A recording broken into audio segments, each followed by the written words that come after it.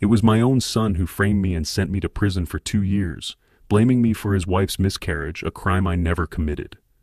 Month after month they came to visit, but I refused to see them. The day of my release would be the day they lost everything. They didn't know that the person they despised daily was destroying them from within. Just a little longer, I would make their world collapse. Before we continue, drop a comment. Where are you watching this from right now? Your bedroom at 2 a.m.? Your lunch break at work? I want to know. Because this story changed my life forever, and I hope it changes yours too. With the tip of my thumbnail rough and chipped from 729 days of this hell, I traced another thin vertical line into the concrete wall beside my iron cot. The motion had become ritual, sacred almost. A way to mark time in a place designed to make you forget it existed at all. 729. Tomorrow would be day 730. Tomorrow I would walk out of Georgia State Prison a free man. I took a deep breath, filling my lungs with the stale October air that tasted like rust and broken promises.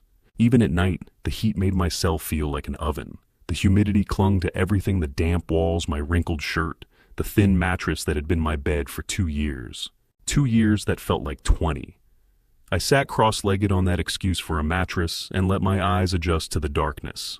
Before this place, I had slept in a king-size bed with Egyptian cotton sheets in my Buckhead estate. Before this nightmare, I was Benjamin Ashford, founder of Pinnacle Industries, a company worth $120 million. Now, I was just inmate A47239, a number, a ghost of the man I used to be. But ghosts, I had learned, could be dangerous. The memories came whether I wanted them or not. They always did in the quiet hours, the courthouse. Judge Charles Winters, sitting up there on his bench with that cold, calculating gaze, a gaze I now knew had been bought and paid for. And there on the witness stand in his perfectly pressed suit, my own son, Trevor, my flesh and blood, manufacturing sorrow on his face like some Hollywood actor going for an Oscar. I loved my father, Your Honor. His voice had trembled just right. He had practiced that tremor, I was sure of it now. But I cannot justify his actions. He pushed my wife down the stairs. She was pregnant, Your Honor. He killed my unborn child. The jury had eaten it up. Every rehearsed word, every crocodile tear. Then came Scarlett Monroe, sitting in that wheelchair, one hand pressed against her flat stomach, the other clutching a tissue like it was her only lifeline. The tears rolled down her cheeks right on cue. Father Ashford screamed at me. She had sobbed, her voice small and broken. Then he pushed me. I felt my baby dying inside me. Lies. Every single word was a goddamn lie. I had gone to Trevor's office that October day 2 years ago to confront him about the money. $2.7 million missing from Pinnacle's accounts. Shell companies, fake invoices, the kind of embezzlement that could land you in federal prison. I had the proof. I had the documents.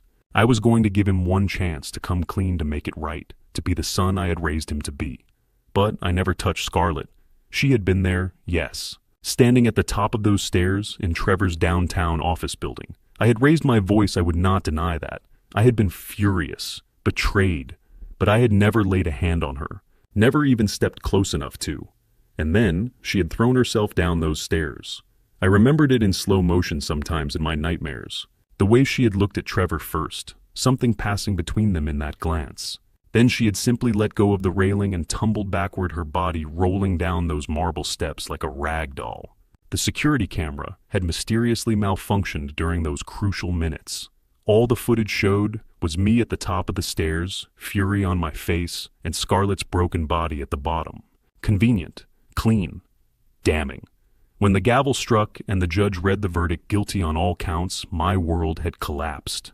I had watched Trevor embrace Scarlett in the courtroom gallery, and in that moment I had caught something in his eyes. Not guilt, not remorse, just cold calculation. The look of a man who had just eliminated the only obstacle between him and a fortune. I had tried to fight, but Trevor had moved fast. He filed an emergency petition to freeze my accounts, claiming I was mentally unstable. Without access to my money, I could not afford the attorneys who might have saved me. I was stuck with an overworked public defender who had barely looked at my case before advising me to take a guilty plea. I had refused. I had gone to trial, and I had lost everything. Theodore, you daydreaming again? The raspy voice cut through my thoughts. I turned to see Henry Miller sitting on his own cot, folding his prison uniform with the kind of precision that came from too many years behind bars.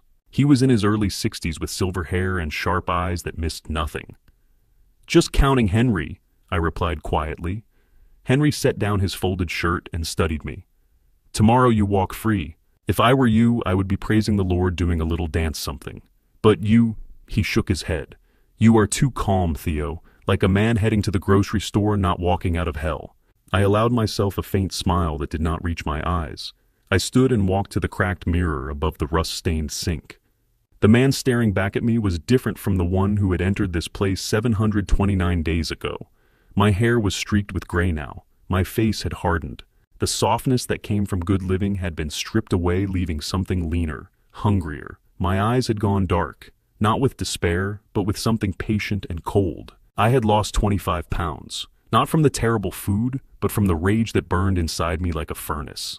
That rage had kept me warm through the cold Georgia nights. It had kept me sharp when everything in this place was designed to dull you. I thought of Elizabeth, my wife of 30 years, 3 years dead now. Cancer had taken her before she could see what our son had become. Maybe that was a mercy. Maybe she was lucky to have missed this betrayal. But God, how I wish she were here. "Henry," I said softly, my eyes still on my reflection. "The real hell is not here." Henry raised an eyebrow. "No." I turned to face him, and I let him see what I had become. "The real hell is out there waiting for me, because tomorrow when I walk out of this cage, hell is going to follow me out." Henry said nothing. He just watched me with those sharp old eyes, and I thought I saw something like respect there. I lay back down on my cot and stared at the ceiling, counting the cracks in the concrete the way I had counted the days. Tomorrow. Tomorrow, Trevor and Scarlett would be waiting outside those gates with their cameras and their reporters and their performance of reconciliation. They would play their parts, expecting me to play mine, the broken old man, the confused father, the convict grateful for his family's mercy. But I had learned patience in this cell. Patience was a weapon, and revenge was a dish best served cold. I had been freezing mine for 729 days. The fluorescent lights buzzed overhead. Somewhere down the cell block, someone was crying. Someone else was laughing. The sounds of the night watch beginning their rounds echoed through the concrete corridors. And then cutting through all of it came the announcement. "Visitation hours." The words crackled through the ancient speakers mounted in the corners of every cell. Heavy footsteps echoed down the hallway outside. Not the usual shuffle of prison guards in their thick-soled boots. These were different. The kind of footsteps that came with expensive shoes and even more expensive lies. My son was coming again. One last desperate attempt. Of course. The guard led me down the corridor to the visitation room, his grip firm on my elbow. The fluorescent lights overhead buzzed like trapped insects. After 729 days, I knew every crack in these walls, every stain on the linoleum. They seated me at the bolted table wrists, cuffed ankles chained to the floor ring. Standard procedure for inmates within 48 hours of release. As if I might suddenly decide freedom wasn't worth the wait. The door opened. Trevor walked in, wearing $4,500 worth of Italian wool. Charcoal gray, perfectly tailored, the kind of suit that announced power before its wearer said a word. His tie was silk, his shoes polished to a mirror shine. My son had learned to dress like the emperor of an empire he'd stolen. Scarlett followed no wheelchair today. She moved with fluid grace, her cream-colored dress expensive and modest, her hair falling in perfect waves. She looked like she'd never fallen downstairs, never lost a child, never suffered anything worse than a chipped nail. They sat across from me, and I studied Trevor's face, searching for the boy who used to build model airplanes with me in the garage. I found nothing but cold calculation. "Hello, Father." The word came out bitter. "You're looking well?" I held his gaze until he looked away. Scarlett placed a leather folder on the table, her manicured hands careful, precise. Her wedding ring, $18,000, bought when I still believed in happy endings, caught the light. "We need you to sign something," Trevor said. $4 million from Mother's Trust. Requires biometric verification. With the audit starting tomorrow, we need to move quickly. I leaned back against my chains and smiled. "An audit? How unfortunate for you." His jaw tightened. "Don't play games. You know what's at stake." "Do I?" Scarlett leaned forward, voice honey sweet. "Benjamin, we're trying to help. Trevor's been running Pinnacle successfully for 2 years. The board is happy. Why create problems? Problems, board, I repeated. Interesting word for justice. Justice! Trevor laughed sharp as broken glass. You assaulted my pregnant wife. You're lucky you only got 2 years. I studied Scarlett's perfect mask of wounded innocence. She'd practiced that expression, perfected it for the jury, for every camera that documented my fall. Sign the papers, Trevor said again, desperation creeping into his professional polish. Tomorrow morning, you walk out with nothing. No money, no company, no home. I've frozen every account, every asset. You'll be a 73-year-old man with a criminal record and nowhere to go. Is that a threat, son? It's reality. The door opened again. Rebecca walked in, and the temperature in the room dropped 10 degrees. My daughter wore black, a suit that was all business, all ice. Her hair pulled back severely, her face composed in an expression I'd never seen before. Not warmth, not love, not even anger. Just cold professional neutrality, as if I were a case file instead of her father. She didn't greet me, didn't touch my shoulder like she had during other visits. She simply stood beside Trevor, posture, perfect face, unreadable. Rebecca. I tested her name carefully. She met my eyes, and for one fraction of a second, so brief I might have imagined it, something flickered across her face. Pain, rage. Then it vanished behind that terrible mask. Dad. Her voice was flat. You should sign. It's for the best. The audit won't find anything useful. Trevor's managed everything legally. Fighting will only hurt you more. The words hit harder than Trevor's threats. I searched her face for the little girl who used to climb into my lap and demand bedtime stories, the teenager who'd defended me against every criticism, the young woman who had visited me faithfully for 2 years. I found nothing, just ice. Cooperation would be wise, she continued, each word measured. Tomorrow you'll need a fresh start. Fighting a battle you can't win will only make that harder. Trevor smirked, leaning back with obvious satisfaction. See, even Rebecca knows when to be practical. I looked between them, my son, my daughter-in-law, my daughter. 3 against 1. The family I'd built, the legacy I'd worked 50 years to create, all turned against me in this fluorescent tomb. No, I said simply. Trevor's face darkened. You're making a mistake. Am I? I shifted forward, chains clinking. Tomorrow I walk out, and then you'll learn what mistakes really look like. Empty threats from an old man? Scarlett's voice dripped contempt. You have nothing. You are nothing. I smiled, letting them see my teeth. We'll see. Trevor stood abruptly, chair scraping linoleum. Last chance, father. Sign the papers, or tomorrow you'll discover exactly how deep the hole I've dug really is. Tomorrow? I savored the word. Tomorrow, son, you'll learn what real hell looks like. Because these last 2 years, this prison, these chains, I rattled the ankle cuffs. This was vacation. Tomorrow I'll show you what I've really been preparing for. Scarlett grabbed Trevor's arm, knuckles white. For the first time I saw genuine fear flicker across her face. Trevor collected the unsigned papers, shoving them into the folder with barely controlled fury. You'll regret this. Regret? I nodded slowly. Yes, there will be plenty of that. Just not mine. They turned to leave, but Rebecca lingered. She looked at me, really looked at me, and when she spoke, her voice was barely audible. Goodbye, Dad. Not, see you tomorrow. Not take care or good luck. Just goodbye. The word hung between us like a verdict. I studied her face, searching for meaning, in that carefully chosen phrase, in the way she held herself so rigidly. In the fractional tremor I thought I detected in her left hand, before she clenched it into a fist. Then she turned and walked out, back straight, steps measured. The door closed with a hollow clang. The guard unlocked my chain. Time to go, Ashford. I let him lead me back toward my cell, but my mind was racing, replaying every moment. Trevor's desperation, Scarlett's fear, and Rebecca standing there in black face, impenetrable, delivering that final loaded word. Goodbye. Not farewell. Not until tomorrow. Just goodbye. As if she were letting go of something, or preparing for something. Or perhaps, and this thought lodged in my chest, like a sliver of hope I didn't dare acknowledge, perhaps saying goodbye to the version of herself that Trevor and Scarlett thought they knew. The guard's keys jangled as he opened my cell door. Rebecca stood motionless in that visitation room, I realized. Her face a mask, not a single crack in her performance, even as she watched me being led away.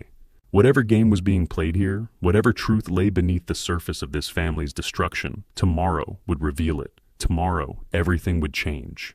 October sunlight cut through the prison gates like a blade. The guard processed my release with bureaucratic indifference, sliding a manila envelope across the counter. Inside was everything I'd entered with: $12 a wedding ring I couldn't wear anymore, and a key to a house I no longer owned. "You're free to go, Ashford." Free.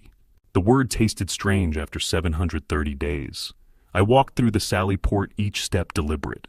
The morning air hit my face crisp, carrying the scent of fallen leaves. October in Georgia. The world had kept turning while I'd counted days on a cell wall. The outer gate buzzed open. A crowd waited in the parking area. News vans lined the curb cameras, rolling reporters pressed against the barricade.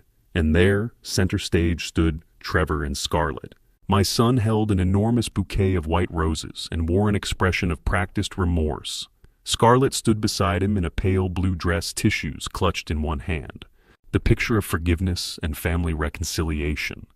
A performance. "Dad!" Trevor's voice projected for the cameras. "Welcome home. We're so glad this misunderstanding is behind us." Misunderstanding. He'd framed me for a crime I didn't commit, and now he called it a misunderstanding. I walked toward the exit, my stride never slowing, my gaze fixed straight ahead. "Dad, wait." Trevor stepped into my path, roses thrust forward. "We want to put this behind us. Let us take you home." I walked past him, simply stepped around his outstretched arms as if he were a parking meter. "Benjamin, please." Scarlett's voice cracked with manufactured emotion. "For the sake of family." I kept walking. Trevor grabbed my arm. His grip was hard, desperate. His voice dropped to a hiss the cameras couldn't catch. "Get in our car, now." I stopped, turned slowly to face him. "Let go," I said quietly, "or I will scream that I'm being assaulted. Every camera here will capture it."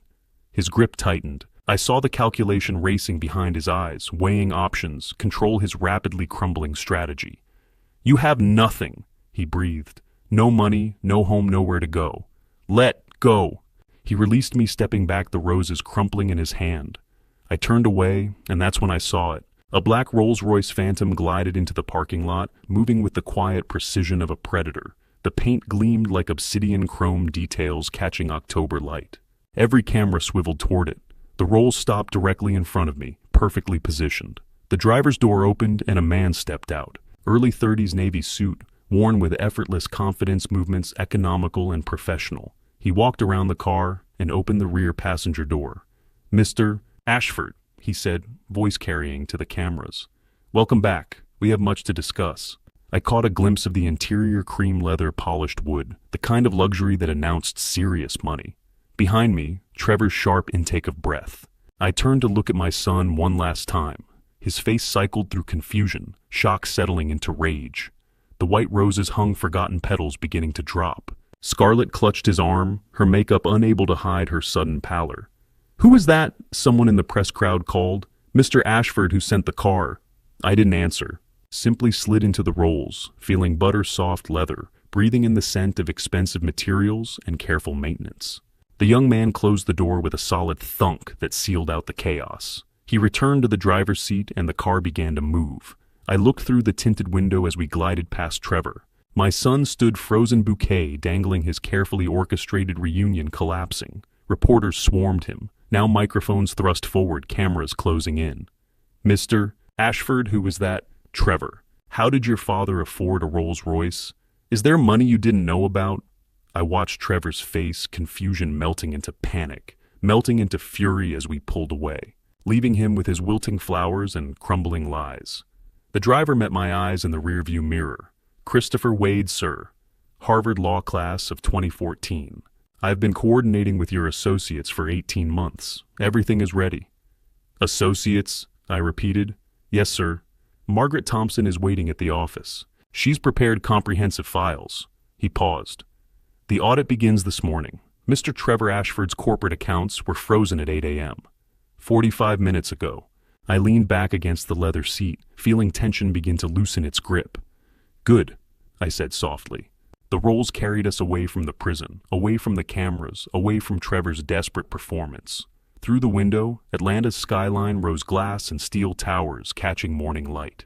my city, my company, my legacy that had been stolen. But not for much longer. Christopher drove with confident precision the interior, silent except for the whisper-soft hum of the engine. I thought about Rebecca's face yesterday, that impenetrable mask, her final word. Goodbye. I thought about Trevor's panic this morning, Scarlett's cracking composure, the reporter's questions that were just the beginning. The audit would expose the embezzlement. The frozen accounts would strangle Trevor's cash flow. This was only the first move. "Where are we going?" I asked. Christopher's eyes found mine in the mirror. "Your estate, sir. The house in Buckhead. It's been prepared for your return." He paused. "Mr. Ashford, may I say it's an honor to be part of this." "Part of what?" "Justice, sir. Long overdue justice." I looked out at the city passing by, at the life I'd been ripped away from, at the empire my son had tried to steal. The rolls turned onto Peachtree Road, heading north toward Buckhead, toward the neighborhood where I'd raised my children, where Elizabeth and I had built our life. Trevor had seized the house the day I was convicted, moving in with Scarlett, like conquerors claiming spoils. But Christopher had said the house was prepared for my return. What else had been prepared while I'd been marking days on a prison wall? "Tell me," I said. "Everything that's been set in motion." Christopher's reflection smiled. "Perhaps it's better if Margaret explains, sir. She's been orchestrating most of it. I'm just one piece. And one piece of what a plan I hadn't fully known existed. Associates I'd apparently had, working on my behalf for 18 months. The questions multiplied. But for the first time in 730 days, they didn't feel like threats. They felt like possibilities. The rolls climbed through Buckhead's tree-lined streets, past estates hidden behind walls and gates, past the evidence of old money and older power. My world, the world Trevor thought he'd claimed. "Take me home," I said quietly. "I need to wash off the stench of that place." And then Mr. Wade. "Yes, sir." I watched Atlanta slide past the window, my city waiting, my son's empire about to crack open, and 730 days of cold patience finally reaching their purpose. Then we begin the war. The St. Regis penthouse occupied the entire 42nd floor, floor-to-ceiling windows, offering Atlanta stretched to the horizon. Christopher had brought me here instead of Buckhead, explaining the estate required additional preparation. I didn't ask what that meant. Not yet. The bathroom was marble and chrome, larger than my cell had been. I stood underwater so hot, it nearly scalded, scrubbing away 730 days of institutional soap and fluorescent lighting, and that particular smell that clung to everything in that place. The water ran clear, but I kept scrubbing. My hands shook not from weakness, but from rage I'd kept compressed for 2 years. Rage at Trevor's betrayal, at Scarlett's lies, at the judge who'd accepted bribes, at every person who'd participated in destroying me, and grief. Grief for Elizabeth, who died, never knowing our son had become a monster. I pressed my palms against the marble wall and let myself break just for a moment. Silent tears mixing with scalding water, shoulders shaking with fury and loss and the weight of what came next. Then I straightened, breathed, rebuilt the walls. This wasn't the time for weakness. This was the time for war. I dried off, dressed in the charcoal suit Christopher had provided, expensive but understated. Someone had taken my measurements planned for this moment. I walked into the main room and found 2 people waiting. Christopher stood by the Windows phone in hand. Beside him sat a woman I'd never seen before. She was perhaps 64, silver hair, cut short, wearing a navy pantsuit. Her face was weathered, intelligent eyes sharp behind wire-rimmed glasses. She rose when I entered, extending her hand. "Mr. Ashford, Margaret Thompson, it's an honor to finally meet you." Her handshake was firm, her voice carrying a faint rasp. "Ms. Thompson." I studied her face. "Christopher mentioned you've been preparing files. Among other things." She gestured to the conference table where manila folders were arranged in precise rows. "Please sit. We have much to discuss." I settled into the leather chair, Christopher across from me, Margaret beside him. "Before we begin," Margaret said, "you should know my background. I'm a former inmate. Served 5 years at Federal Prison Camp Alderson for securities fraud. I know what you've endured." Her honesty was unexpected. "Why tell me that? Because you need to trust me, and trust requires truth." She pushed a folder toward me. "I've spent 18 months building your case." I opened it. Power of attorney revocation, signed and notarized. Emergency forensic audit request. Asset freeze orders. These are already filed.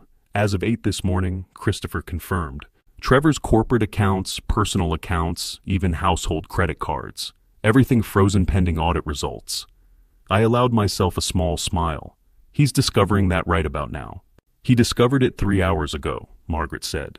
His assistant called 6 different banks. All gave her the same answer: accounts, frozen by order of the primary shareholder.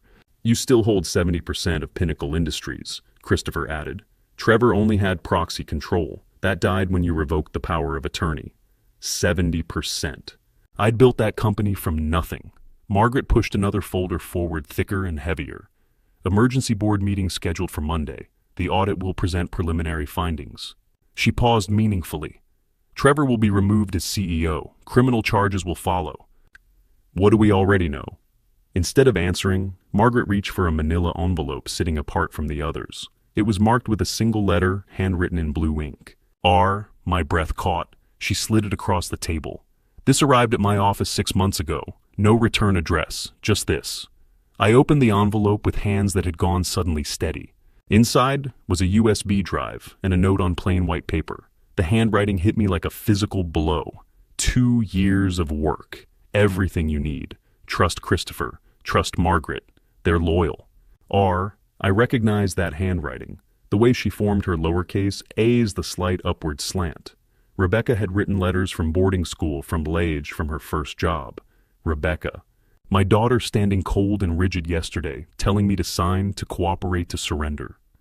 Unless, I whispered, unless it was an act. Margaret finished quietly. Mr. Ashford, whoever sent this, has access to Trevor's inner circle. Bank records, emails, security footage, shell company documentation.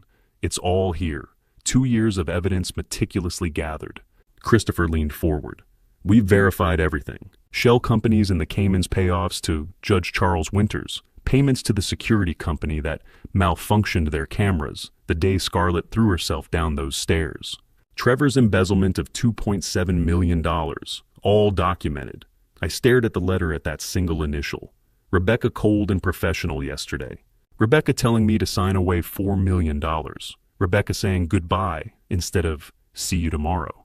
Had she been warning me, playing a role? Building this arsenal while standing beside Trevor? How long have you known? I asked. We've suspected since the drive arrived, Margaret said. But we couldn't be certain, and we couldn't risk compromising her position if she was indeed undercover. Undercover in her own family, I said softly. Christopher's phone buzzed. He glanced at it, something like satisfaction crossing his face. Trevor just attempted to access his personal account at Wells Fargo. Denied. He's also tried the company Amex and his checking account at Chase. All frozen. I imagine my son's face right now. The confusion, the panic, the realization that his empire was collapsing. What's his cash position? As of this morning, approximately $240 in his wallet, Margaret said. Everything else is frozen. The Buckhead house is in your name. He was living there by proxy permission. The cars or corporate lease is now suspended. His clothes, his jewelry, even the bed he sleeps in, all purchased with company funds or your assets. $240. From emperor to pauper in a single morning. I want him to feel what nothing really means, I said quietly. Margaret and Christopher exchanged glances. Mr. Ashford, Margaret said carefully, what Trevor faces is complete financial destruction and federal prosecution. He'll lose everything. Is that sufficient, or did you have something more specific in mind? I looked at the USB drive, at my daughter's handwriting, at the evidence she'd gathered while standing beside Trevor, maintaining her cover. 2 years. What did that cost her? I want him removed from Pinnacle Industries, I said. I want him charged with embezzlement, fraud, and conspiracy. I want the world to see exactly what he is. That we can do, Christopher confirmed. And I want to know if Rebecca is safe. Margaret's expression softened. We believe so. She's maintained her cover perfectly. Trevor has no reason to suspect her. Yet. Then we proceed carefully, I said. If she's been undercover for 2 years, we don't blow that now. Not until the right moment. Agreed. I stood walking to the windows, looking out over Atlanta. My city. My company. Somewhere out there, Trevor was discovering his accounts, frozen, his power evaporating. Somewhere, Rebecca was maintaining her mask, playing her dangerous game. And somewhere, justice was finally beginning. I turned back to Christopher and Margaret. Send the orders. Cut Trevor off from everything. Bank accounts, credit cards, corporate access, all of it. All within the hour, Christopher promised, already typing. I looked down at the letter one more time at that single initial that changed everything.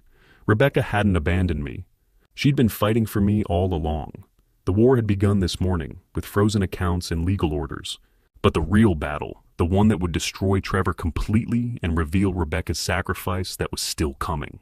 I folded the letter carefully, slipping it into my jacket pocket, keeping it close. Then let's begin, I said. The sun was setting over Atlanta, casting long shadows across the penthouse. By Monday, those shadows would reach Trevor's office, his reputation, his freedom, and he would finally understand what it meant to lose everything.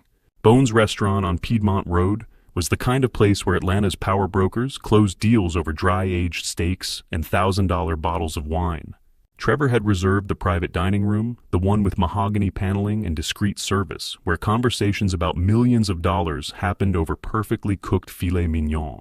He sat across from Edward and Catherine Bancroft Scarlett, beside him, playing the role of supportive wife. The Bancrofts represented old Atlanta money, the kind that had survived the Civil War and every economic crisis since. $22 million was what Trevor needed. $22 million to cover the holes he dug in Pinnacle's accounts, to smooth over the embezzlement, to make everything look legitimate before the audit found the truth. The opportunity is exceptional, Trevor said, swirling bourbon in a crystal glass. 45% return on investment within 18 months, guaranteed. Edward Bancroft was 70, silver-haired, sharp-eyed, despite his age. He'd built his fortune by knowing when people were lying. That's an aggressive projection. Conservative, actually, Trevor countered smoothly. Pinnacle Industries has grown 32% under my leadership. The market projections support even higher returns. Catherine Bancroft, elegant in pearls and a navy dress, leaned forward. Trevor, dear, before we discuss business, how is your father? We heard about his release today. That must have been difficult for the family. Trevor's smile never wavered. Dad's confused, understandably. 2 years away from the business, from reality. We're taking care of him, making sure he's comfortable. Such a terrible situation, Catherine murmured. What he did to poor Scarlett. Scarlett reached for Trevor's hand, playing her part perfectly. We've forgiven him. Family is what matters. The server arrived with their check leather portfolio embossed with the Bones logo. Whenever you're ready, sir. Trevor barely glanced at it, pulling out his corporate American Express, the black card that had no limit, the one that announced power and wealth. He slid it into the portfolio without looking at the total. The server disappeared. Edward returned to business. This $22 million investment, walk me through the specifics. Which markets are we targeting? Trevor launched into his pitch, the one he'd practiced for weeks. Real estate development in emerging Atlanta neighborhoods. Tech startups with proven models, diversified portfolio with minimal risk. The lies came easily now. He'd been lying for 2 years. The server returned, his expression apologetic. Sir, I'm sorry, but this card was declined. Would you like to try another? The words landed like a slap. Trevor's smile flickered. That's impossible. Run it again. I did, sir, 3 times. It's not going through. Heat crept up Trevor's neck. Across the table, Edward and Catherine exchanged glances. Use this one. Trevor pulled out his personal Visa, the one linked to his checking account. His hands were steady, but his mind was racing. Technical glitch. Had to be. The corporate card had never been declined, not once in 2 years. The server took the card and disappeared again. Scarlett's fingers tightened on Trevor's arm, her nails digging in slightly. Her smile remained fixed, but her eyes were panicked. System errors, Trevor said with a laugh that sounded forced even to his own ears. Technology right. Edward's expression had shifted from interested to evaluating. This was how deals died, not with dramatic rejections, but with small moments of doubt, tiny cracks in the facade. The server returned, his discomfort visible. Sir, this card was also declined. Do you have another method of payment? The dining room suddenly felt too small, too hot. Every eye in the place seemed to turn toward their table. That's impossible, Trevor said, voice tight. Both cards? Yes, sir. Perhaps you could call your bank. Trevor stood abruptly, chair scraping against hardwood. Excuse me, I need to make a call. He walked out into the restaurant's foyer, pulling out his phone, dialing Michael Harris. His CFO picked up on the first ring. Michael, What the hell is going on? My cards are being declined. Silence on the other end. Then, Trevor, where are you? Bones, having dinner with the Bancrofts, my cards. All your accounts have been frozen, Michael interrupted. Every single one. Corporate, personal, everything. The floor seemed to tilt. What? SEC order came through at 5 this afternoon. Emergency forensic audit authorized by... Michael paused. Authorized by your father, as primary shareholder. Trevor's hand clenched around the phone. That's not possible. He doesn't have access. He revoked your power of attorney this morning. The moment he was released, he became active majority shareholder again. He ordered a complete freeze on all accounts pending audit results. The $4 million withdrawal. Canceled. Nothing moves until the audit is complete. And Trevor, Michael's voice dropped. You need to turn on CNBC now. Trevor looked around wildly, spotted the bar area, where a television was mounted on the wall. He walked toward it, phone still pressed to his ear, and what he saw made his blood run cold. His father stood at a podium, press cameras flashing the Pinnacle Industries logo displayed behind him. Benjamin Ashford looking nothing like the broken man Trevor had expected. He looked powerful, controlled, dangerous. The closed captioning scrolled across the bottom of the screen. I, Benjamin Ashford, am announcing a complete restructuring of Pinnacle Industries management. We have discovered serious financial irregularities. A full investigation is underway. All parties responsible will be prosecuted to the fullest extent of the law. Trevor's vision narrowed to a tunnel. The restaurant noise faded to static. Trevor! Michael's voice came from far away. Are you there? How much do I have? Trevor whispered. Cash. How much actual cash do I have access to?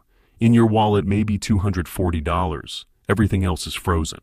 The house, the cars, the credit cards, all of it was either company assets or under your father's name. Trevor, you have nothing. Nothing. The word echoed in Trevor's head as he turned slowly, looking back toward the private dining room. Through the doorway, he could see Edward and Catherine Bancroft standing gathering their things. Scarlett sat alone at the table, face pale, hands trembling. The server hovered nearby, still holding the check. $1,200 for a dinner meant to secure $22 million. $1,200 Trevor couldn't pay. He walked back into the dining room on legs that felt disconnected from his body. Edward met his eyes, and there was no warmth there anymore. Trevor, I think we need to postpone our discussion until your family situation is more stable.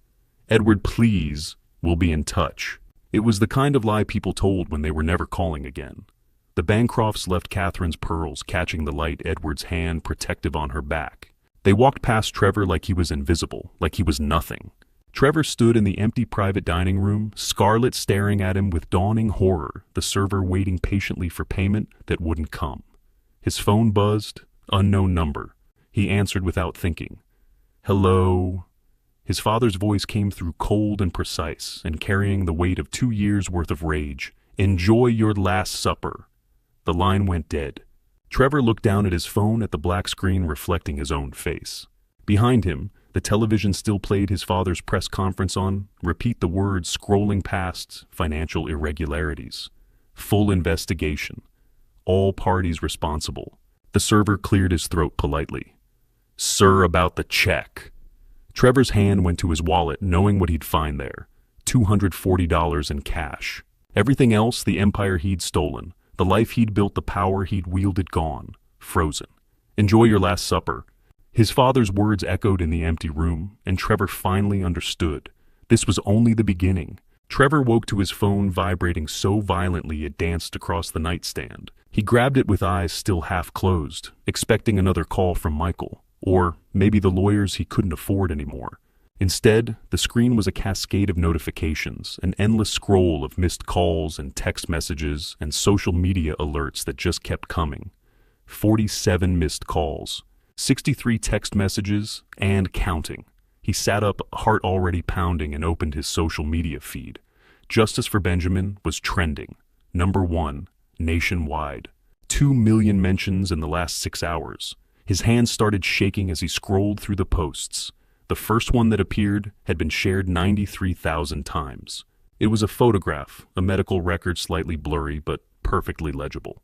Piedmont Hospital patient, Scarlett Monroe, Ashford. Date, October 18th. Diagnosis: spontaneous miscarriage due to DNP-2,4-dinitrophenol consumption. Emergency DNC procedure performed. Notes: patient admitted to taking illegal weight loss supplement. Fetal tissue showed signs of drug toxicity. Patient counseled on dangers of DNP use. Trevor read it once, twice, 3 times, each word sinking in like a blade. October 18th. Scarlett's fall down the stairs had been October 20th. 2 days later. The baby had already been gone, already lost to whatever poison she'd been putting in her body to stay thin. And she'd thrown herself down those stairs anyway, blamed his father, anyway sent an innocent man to prison anyway. His vision blurred. He kept scrolling. The comments were vicious, righteous, spreading like wildfire across every platform. She lied. The baby was already dead. Benjamin Ashford is innocent. This woman sent an innocent man to prison for 2 years for a crime that never happened. Trevor Ashford helped frame his own father. Disgusting. Justice for Benjamin. That grieving mother act at the trial.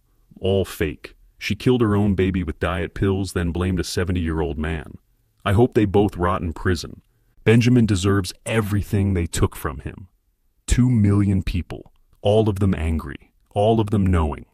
Trevor's phone rang again, a journalist from the Atlanta Journal-Constitution. He declined it. Another call, CNN this time. Declined. Fox News, MSNBC. The calls kept coming like punches. He threw the phone across the room. It hit the wall and clattered to the floor screen, cracking. Trevor! Scarlett appeared in the bedroom doorway wearing one of his old t-shirts, her hair messy from sleep. What's wrong? Why are people calling so early? He stared at her. This woman he'd married 3 years ago. This woman he'd thought he loved. This woman who'd stood in a courtroom and cried about losing a baby, while knowing that the baby had died because of her own choices 2 days before the incident. Show me your phone, he said, voice flat. What, your phone, now? She pulled it from her pocket, unlocked it, handed it over with a confused expression that might have been convincing if he didn't know better now. Her social media was even worse. Death threats, hundreds of them. Her comment sections were so vicious, the platforms had started automatically hiding them. Someone had found photos of her from 2 years ago and circled her flat stomach in red. She wasn't even showing yet. The baby was barely formed, and she killed it with diet pills. Trevor handed the phone back. The medical records leaked. Piedmont Hospital, October 18th. The blood drained from Scarlett's face so fast, he thought she might faint. Everyone knows, Trevor continued, his voice eerily calm.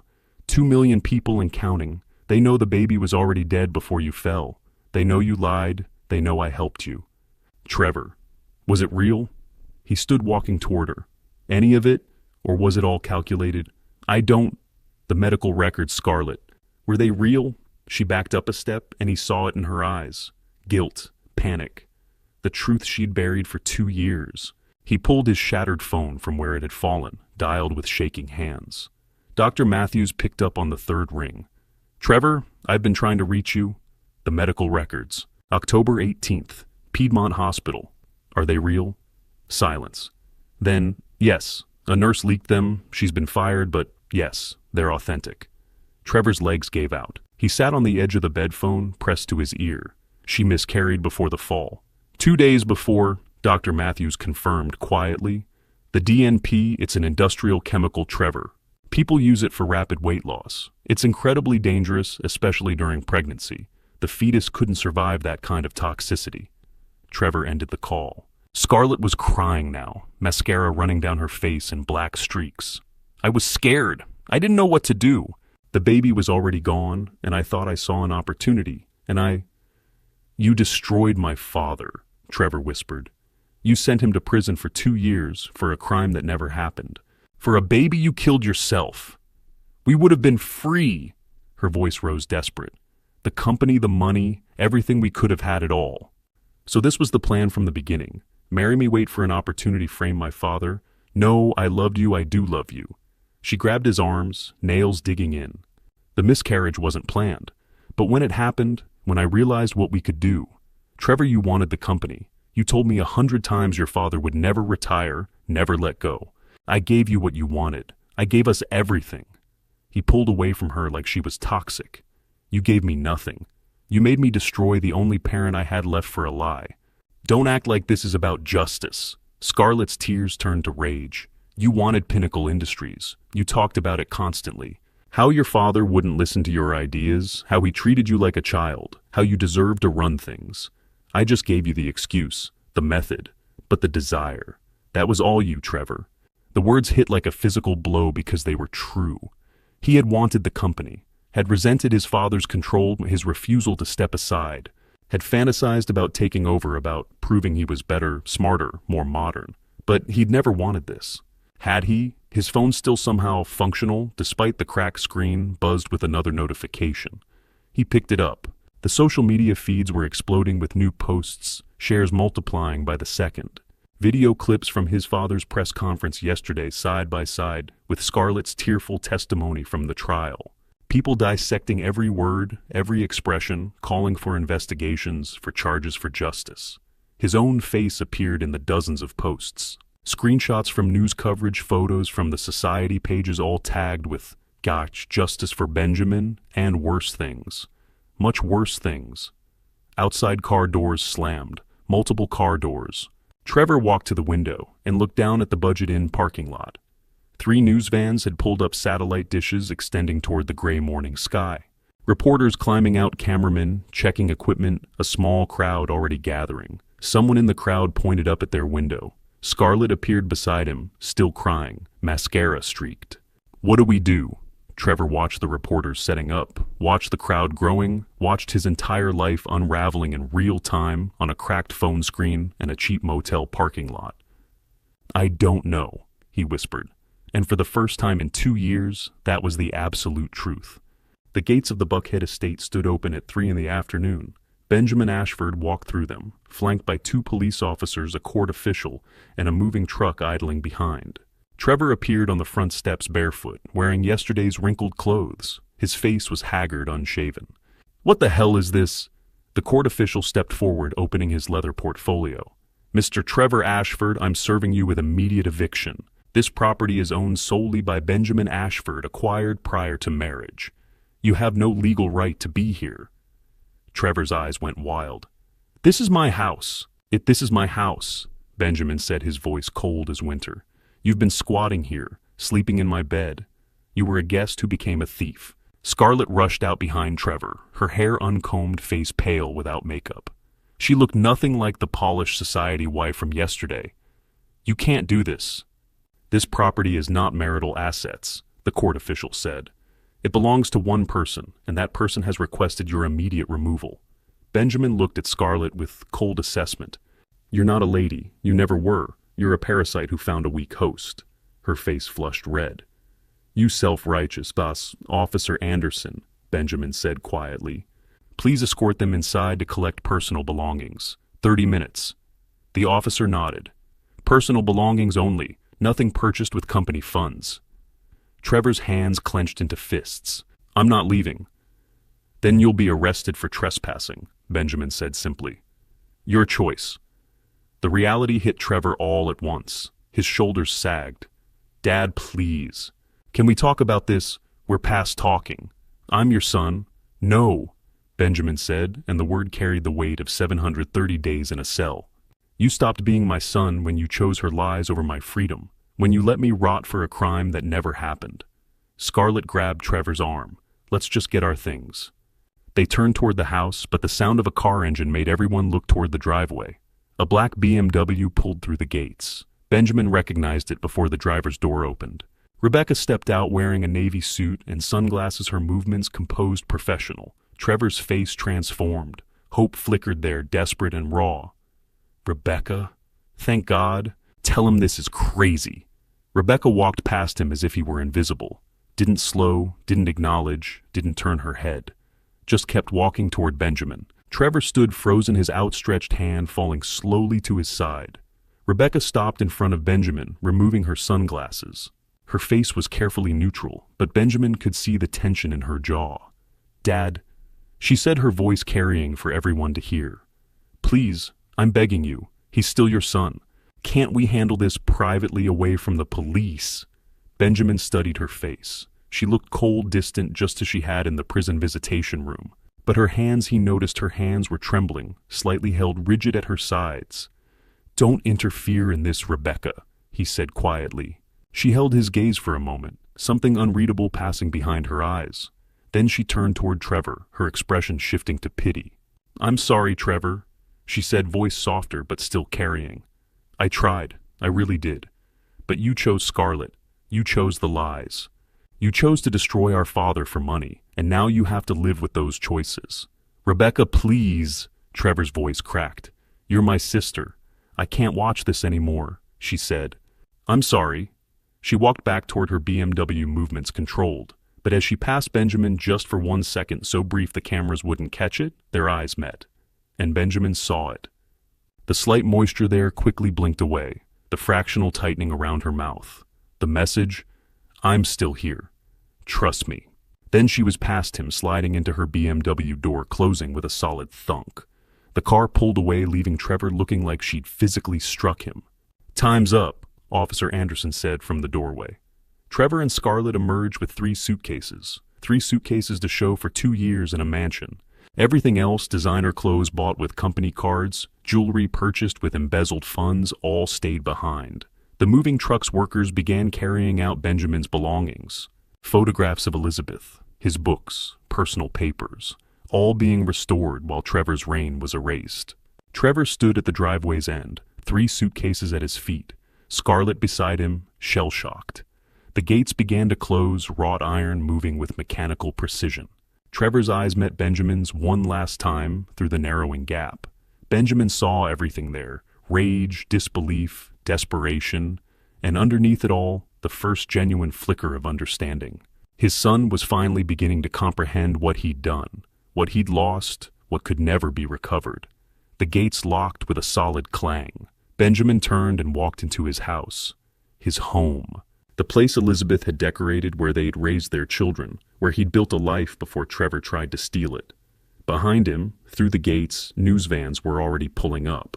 Cameras pointing at Trevor and Scarlett, standing with their suitcases homeless and exposed. By tonight, every news station in Atlanta would show this footage. By tomorrow, it would be nationwide. Trevor Ashford evicted from his own home.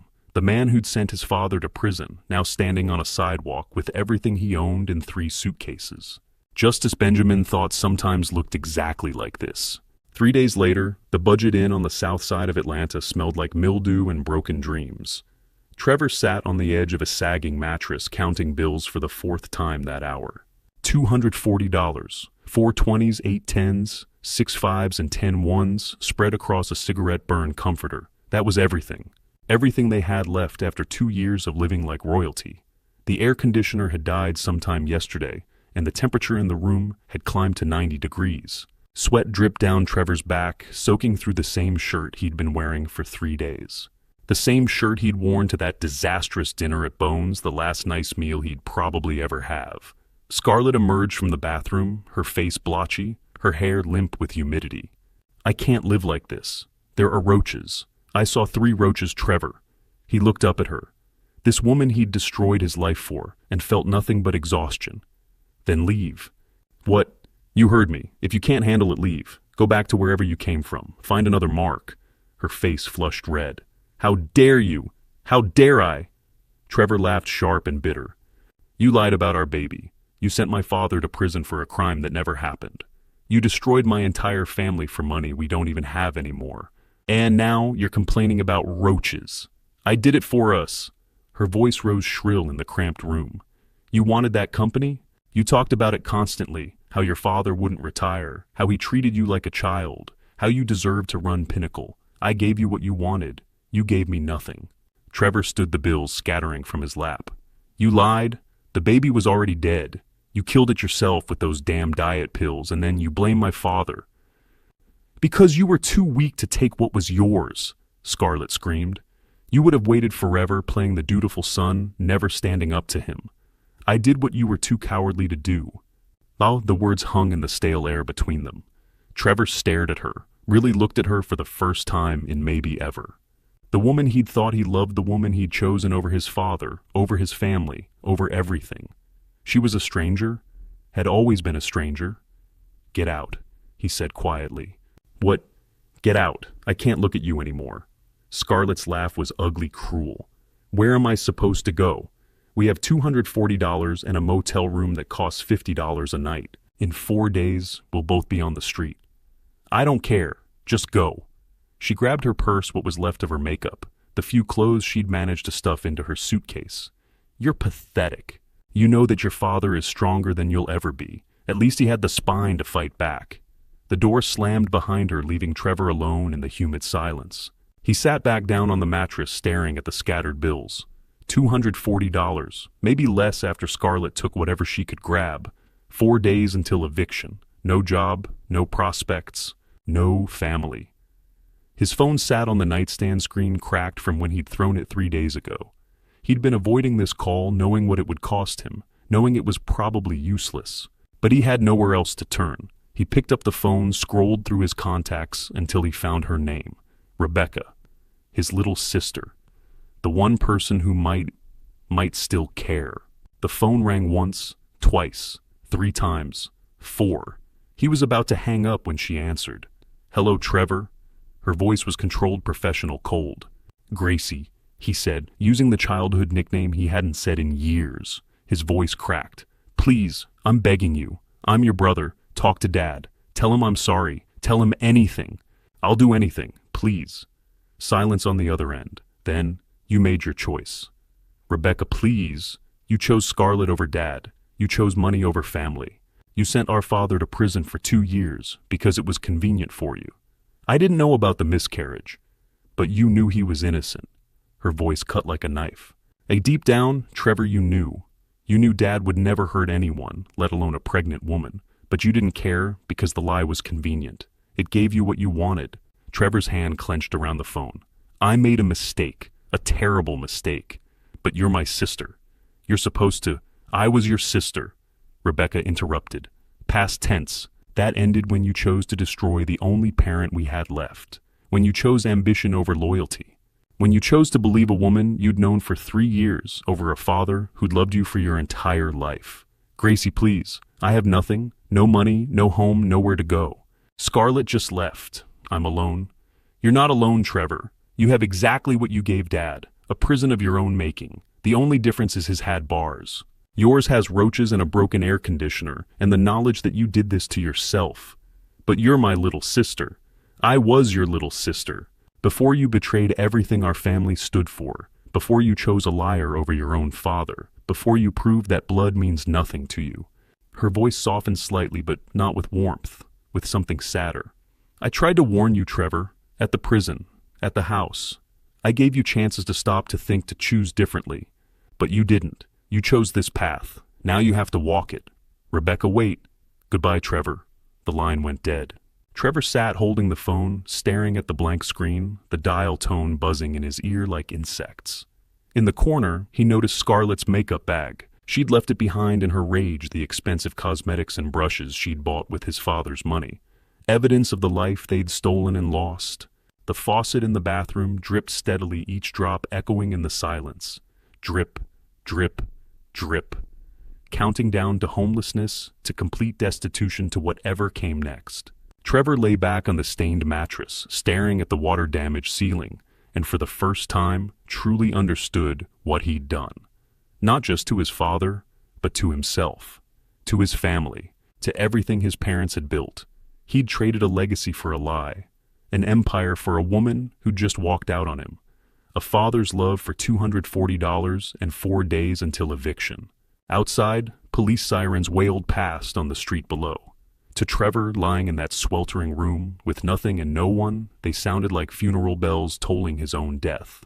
The death of Trevor Ashford, heir to Pinnacle Industries. All that remained was the wreckage. 1 week after the eviction, Benjamin sat at the head of the conference table on the 45th floor of One Atlantic Center. Floor-to-ceiling windows framed Atlanta's skyline, the morning sun casting long shadows across polished mahogany. 8 board members filled the chairs along both sides. Michael Harris, the CFO, looked uncomfortable. The other seasoned executives who'd watched Trevor's brief reign with varying degrees of concern sat with folders, open expressions, grave.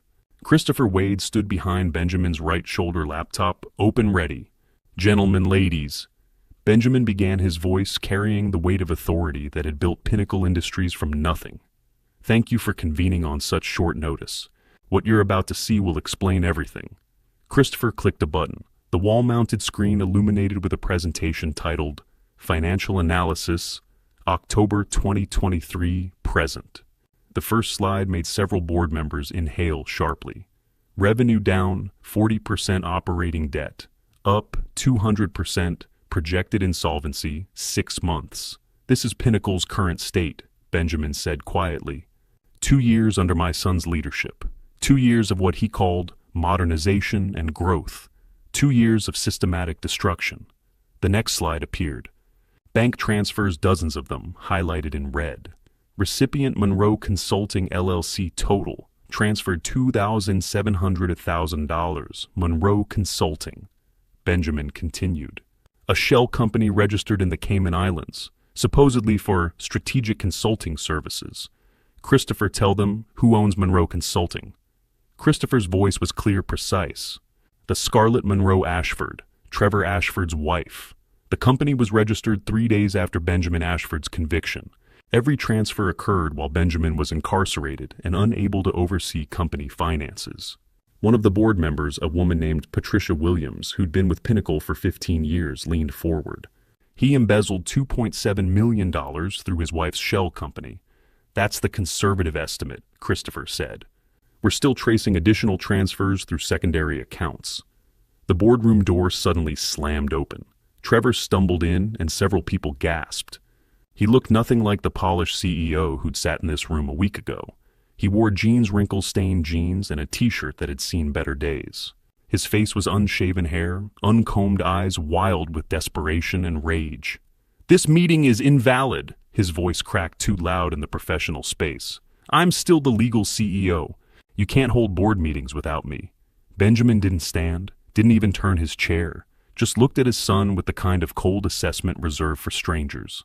"You're nothing," Benjamin said quietly. "You're a thief who wore a suit for 2 years, but underneath you were always nothing. I built this company." "You destroyed it," Benjamin interrupted. "Every number on that screen is your legacy, debt, loss, embezzlement. That's what you built." Trevor lurched forward, grabbing the edge of the conference table. "You can't do this. I'm your son." "That you stopped being my son in a prison visitation room when you demanded I sign away $4 million. Benjamin's voice never rose, never wavered. "You're just Trevor now. A criminal who's about to face consequences." Christopher stepped forward, his voice carrying legal authority. "Mr. Trevor Ashford, you are hereby notified that the United States Attorney's Office is preparing federal charges of embezzlement, wire fraud, and conspiracy. You have the right to retain counsel, though, given your current financial situation." "Shut up," Trevor screamed. "You're nobody. You're just his lawyer." "I'm the lawyer with evidence of your crimes," Christopher said calmly. 2 years' worth. Every transfer, every forged signature, every lie. Trevor's face had gone from red to pale. He looked around the table, searching for allies, for sympathy, for anyone who might defend him. He found nothing but cold professional judgment. Benjamin stood slowly, placing both hands on the table. "As the holder of 70% voting shares of Pinnacle Industries, I move to remove Trevor Ashford from his position as CEO and terminate his employment for gross misconduct, breach of fiduciary duty, and criminal activity." Trevor's laugh was desperate, unhinged. 70%. You need 51%. That's standard. You can't remove me alone." "I have 70%, Benjamin said. "But let's make this unanimous. Christopher, please invite our final board member." Trevor's face went blank. "Final board member." "There are only 8 board seats. They're all here." 9 seats, Benjamin corrected. "There have always been 9. One has simply been dormant for the past 2 years. Confusion rippled through the room. Even the seated board members exchanged glances. Patricia Williams frowned. "Benjamin, the 9th seat was Elizabeth's. After she passed, we never filled it." "Yes, we didn't need to fill it," Benjamin said. "It was already filled by Elizabeth's designated heir per her trust and will. A seat held in reserve until the heir reached the age of 25 and met the experience qualifications outlined in the company bylaws." Trevor's eyes went wide. No, that's not possible. Rebecca is only..." He stopped. Rebecca turned 25 last month and has been employed in the financial sector for 3 years, Benjamin added. Meeting all bylaw requirements? Christopher walked to the boardroom door and opened it. The sound of footsteps echoed in the suddenly silent room. Trevor turned his face a mask of disbelief and dawning horror watching the door as those footsteps grew closer. Benjamin watched his son's face and felt nothing but cold satisfaction. This moment, this precise moment, was what justice looked like. The footsteps reached the doorway. Trevor's mouth opened, no sound came out. And Benjamin thought for the first time in 741 days that perhaps the world could still be set right. Rebecca Ashford stepped through the doorway. She wore a white power suit, crisp and immaculate, her hair pulled back in a severe bun. A leather briefcase hung from her left hand. Every step was purposeful, measured the click of her heels against marble announcing her arrival like a drum beat. Trevor's face cycled through emotions in rapid succession. Confusion first. Why was she here? Then relief flooding his features with desperate hope. Rebecca? Thank God. Tell them this is insane. Rebecca walked past him as if he were a piece of furniture. Didn't slow, didn't acknowledge, didn't even glance in his direction. She moved to the empty 9th chair, the seat at Benjamin's right hand, and sat down with perfect posture, placing her briefcase on the table with a deliberate click. Benjamin's voice carried across the boardroom, formal and clear. Ladies and gentlemen, may I introduce Rebecca Ashford, holder of 30% of Pinnacle Industries voting shares inherited through Elizabeth Ashford's trust. The 9th and final board member. Trevor staggered backward like he'd been physically struck. What 30% Mom's shares went to me, Rebecca said, her voice cold and professional. Mother's will was very specific, Trevor.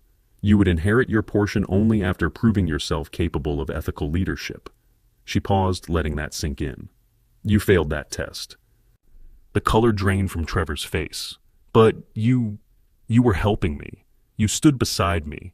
For 2 years, Rebecca interrupted, I documented everything, every fraudulent transaction, every forged invoice, every lie you told, every crime you committed. Her hand went to her briefcase, extracting a thick folder. She slid it across the table to Christopher, who connected a USB drive to his laptop. The wall screen illuminated with a new presentation. Evidence log, October 2023, October 2025, compiled by Rebecca Ashford. When I stood in that prison visitation room, Rebecca continued, her voice steady despite the tremor Benjamin could see in her jaw, and called Dad unstable.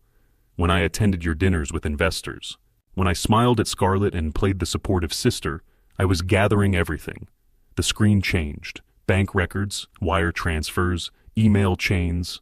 Judge Charles Winters received $150,000 source Monroe Consulting, LLC. Date 3 days before Benjamin Ashford's trial. You bribed the judge, Rebecca said, her voice flat.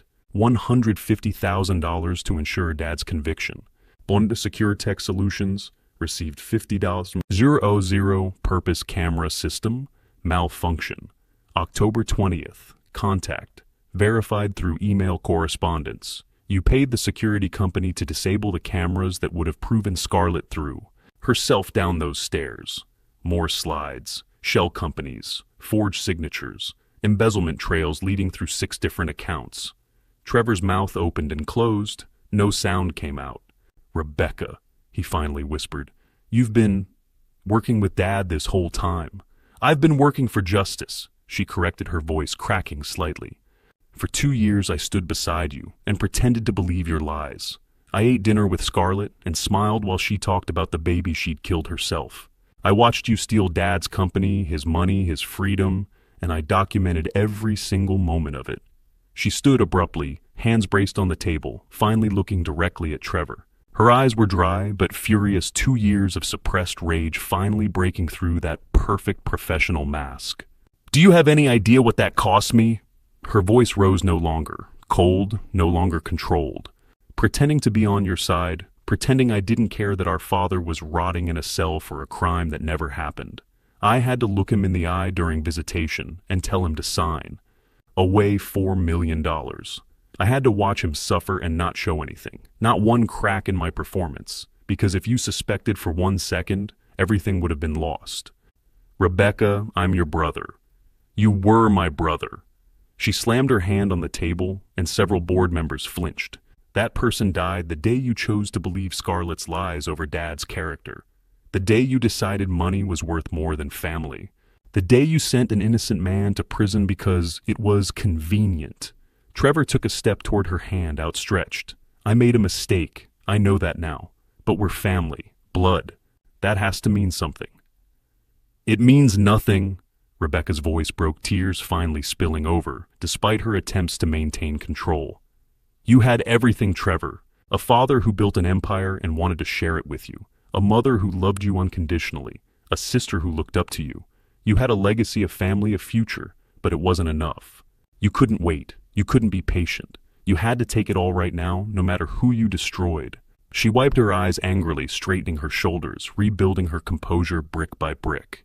I vote in favor of removing Trevor Ashford from his position as CEO and proceeding with criminal prosecution. Benjamin's voice was quiet, but carried absolute authority. All those in favor. 8 hands rose around the table. Christopher's hand rose as well, though he wasn't a voting member. 9-0, Benjamin said. The motion passes unanimously.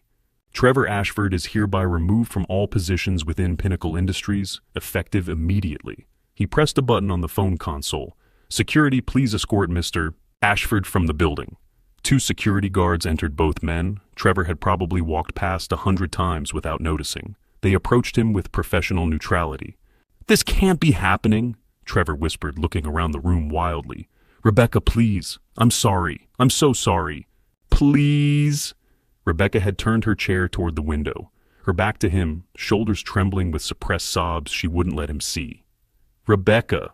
Trevor's voice cracked as the guards took his arms. Please. The boardroom door closed behind them, cutting off his desperate pleas.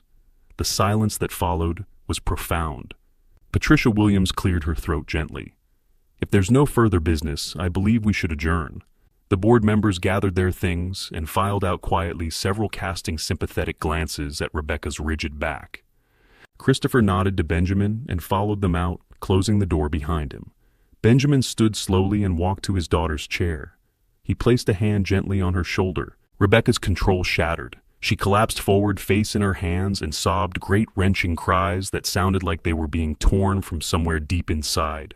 2 years of maintaining perfect composure, of hiding every emotion, of playing a role that required her to betray everything she felt. All of it came pouring out in waves of grief and exhaustion and relief. I'm sorry, she gasped between sobs. Dad, I'm so sorry. I'm so sorry. Shh. Benjamin pulled her up and wrapped his arms around her, holding her like he had when she was small and the world was simple. I know. I always knew. 2 years, she choked out against his shoulder. 2 years of pretending I didn't love you, of standing beside him and acting like you deserved what happened. I wanted to tell you so many times, but I couldn't risk it. You saved me, Benjamin said quietly, his own eyes wet now. You sacrificed everything. Your relationship with your brother, your peace of mind, 2 years of your life. You stood in that prison and played a role that must have killed you, and you did it perfectly. I hated myself, she whispered. Every time I saw you through that glass, every time I had to pretend you were the bravest person I've ever known. Benjamin interrupted, pulling back to look at her tear-stained face. Braver than any soldier, any hero. You fought a war no one could see, and you won. Rebecca buried her face in his shoulder again, her whole body shaking. I missed you. I missed my dad. I'm here now, Benjamin said, his voice rough with emotion. And I'm never letting go again. They stood there in the empty boardroom, 45 stories above Atlanta, father and daughter finally reunited after 2 years of carefully orchestrated deception. The city spread out beneath them, indifferent to their pain, indifferent to their triumph. But in that moment, nothing else mattered. Rebecca had come home.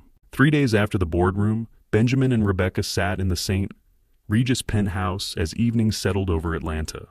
The city lights stretched to the horizon, but neither of them noticed the view. Rebecca curled in an armchair, still looking exhausted despite 3 days of rest. The cost of 2 years maintaining that perfect mask showed in the shadows under her eyes, the way her hands trembled slightly when she thought no one was watching.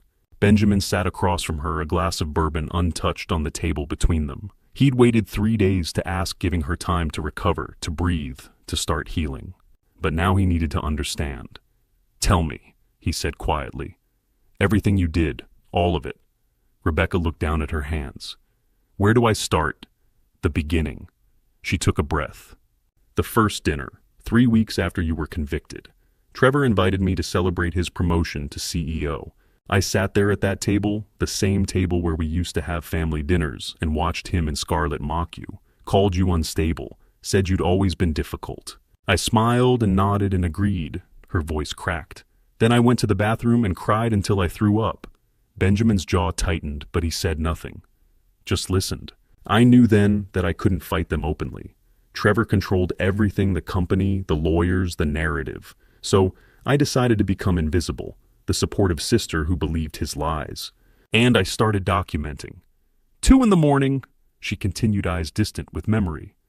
That's when I'd copy files. Trevor kept everything in his home office. I'd wait until he and Scarlett were asleep, then sneak in with a flash drive. One night Scarlett came downstairs for water. I heard her footsteps and barely had time to hide the USB in my pocket. She stood in the hallway for 5 minutes while my heart tried to beat out of my chest.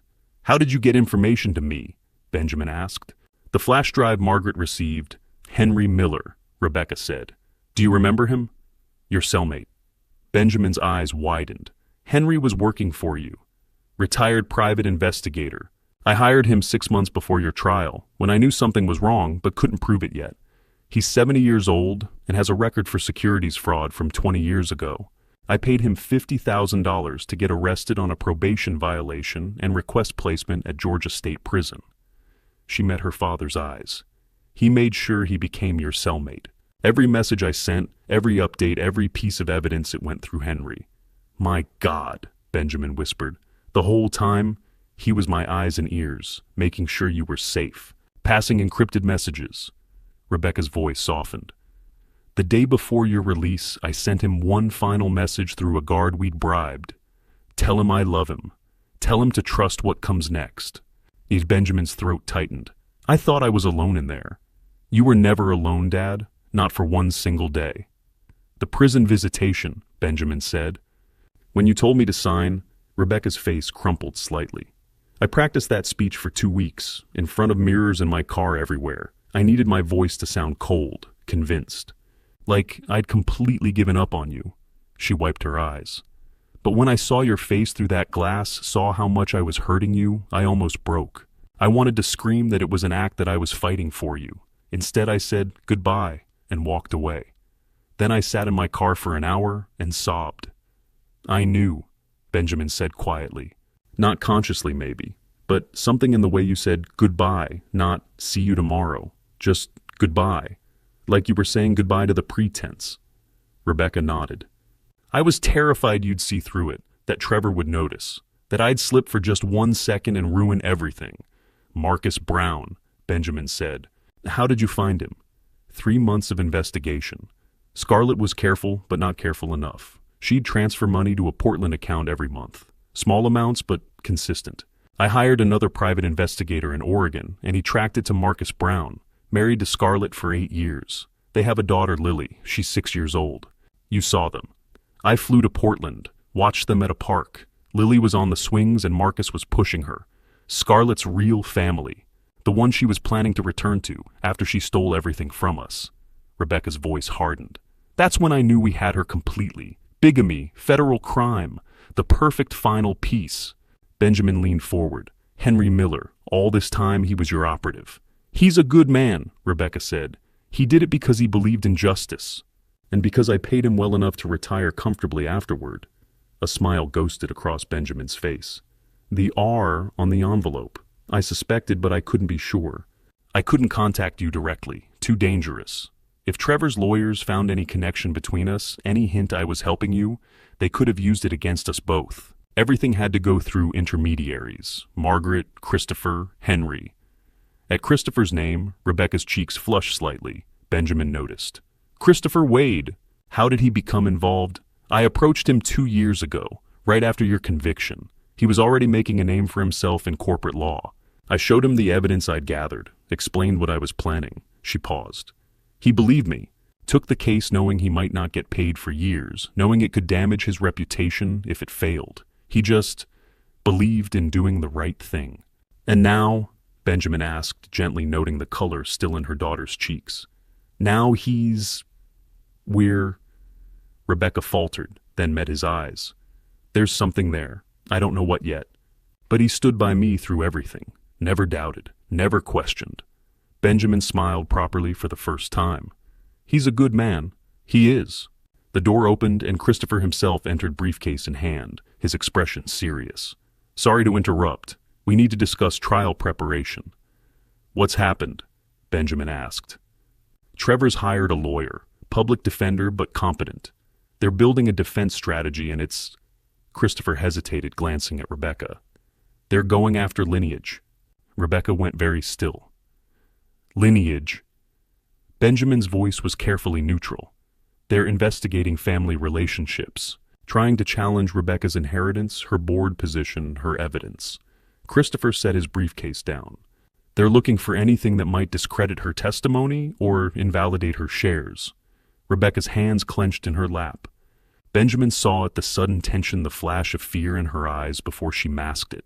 Let them look, Benjamin said, watching his daughter carefully. Rebecca's inheritance is ironclad. Elizabeth's will was explicit. Of course, Christopher agreed, but his eyes were on Rebecca, too concerned. The room felt suddenly smaller, weighted with unspoken knowledge. Benjamin looked between them, his daughter's carefully controlled expression, Christopher's worried glance. There was something here. Something Rebecca was afraid Trevor's lawyers would find. Something about lineage. 2 weeks after the boardroom, Christopher Wade's law office felt like a war room. Papers covered every surface, legal briefs stacked in towers, evidence boxes lined against the walls. Margaret Thompson sat at the conference table, reading glasses perched on her nose. Rebecca stood by the window, arms wrapped around herself. Benjamin could see the tension in her shoulders, the way she held herself, like she was bracing for impact. Christopher entered carrying a folder, his expression grim. Trevor's legal team filed their motion this morning. They found the adoption records. Rebecca went absolutely still. Benjamin's jaw tightened, but he stayed seated, watching his daughter's face drain of color. Margaret pulled out a document, her voice professional but gentle. Adoption decree dated 26 years ago. Rebecca Ann Ashford, age 3. Biological parents deceased in a car accident 2 months prior. They're arguing, Christopher continued, that Rebecca has no legal standing as an heir because she's not a blood relative. Nay, they're claiming her shares should be invalidated and her testimony dismissed. Rebecca made a sound, half laugh, half sob. What if they're right? What if I lose you the company because I'm not actually... Stop. Benjamin crossed to her in 3 strides. I don't care what any paper says. You are my daughter, more my daughter than Trevor ever was my son. But the shares Mom's trust? Adoption grants full legal rights identical to biological children. Margaret interrupted firmly. This motion is desperate. They have nothing else. But they'll use it in court, Christopher said. They'll paint Rebecca as an opportunist who manipulated a grieving widower to steal an inheritance. Let them try, Benjamin said coldly. Rebecca turned to face him, tears streaming down her face. I've always felt like I had to prove myself. Like I had to be better, work harder to deserve being your daughter. Benjamin cupped her face in his hands. You have nothing to prove. You proved everything when you stood by me while my biological son destroyed me. Blood means nothing. Loyalty means everything. Margaret leaned forward. The jury needs to hear this. Not the legal argument, the emotional truth. Benjamin, you need to tell them about Rebecca. About what family really means. Benjamin guided Rebecca to a chair and sat beside her.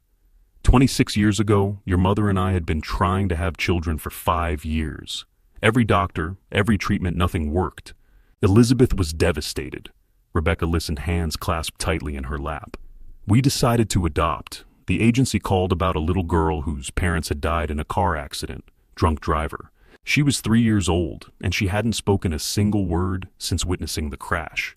I remember, Rebecca whispered, being silent, like my voice was locked inside. Elizabeth brought you home. You were so small, so scared. You wouldn't let anyone touch you except her. She'd hold you every night singing lullabies. 6 months went by, not one word. Benjamin's voice roughened with emotion. Then one morning you looked at Elizabeth and said, Mama, just that one word. Elizabeth cried for an hour. Rebecca was crying too, now silent tears tracking down her face.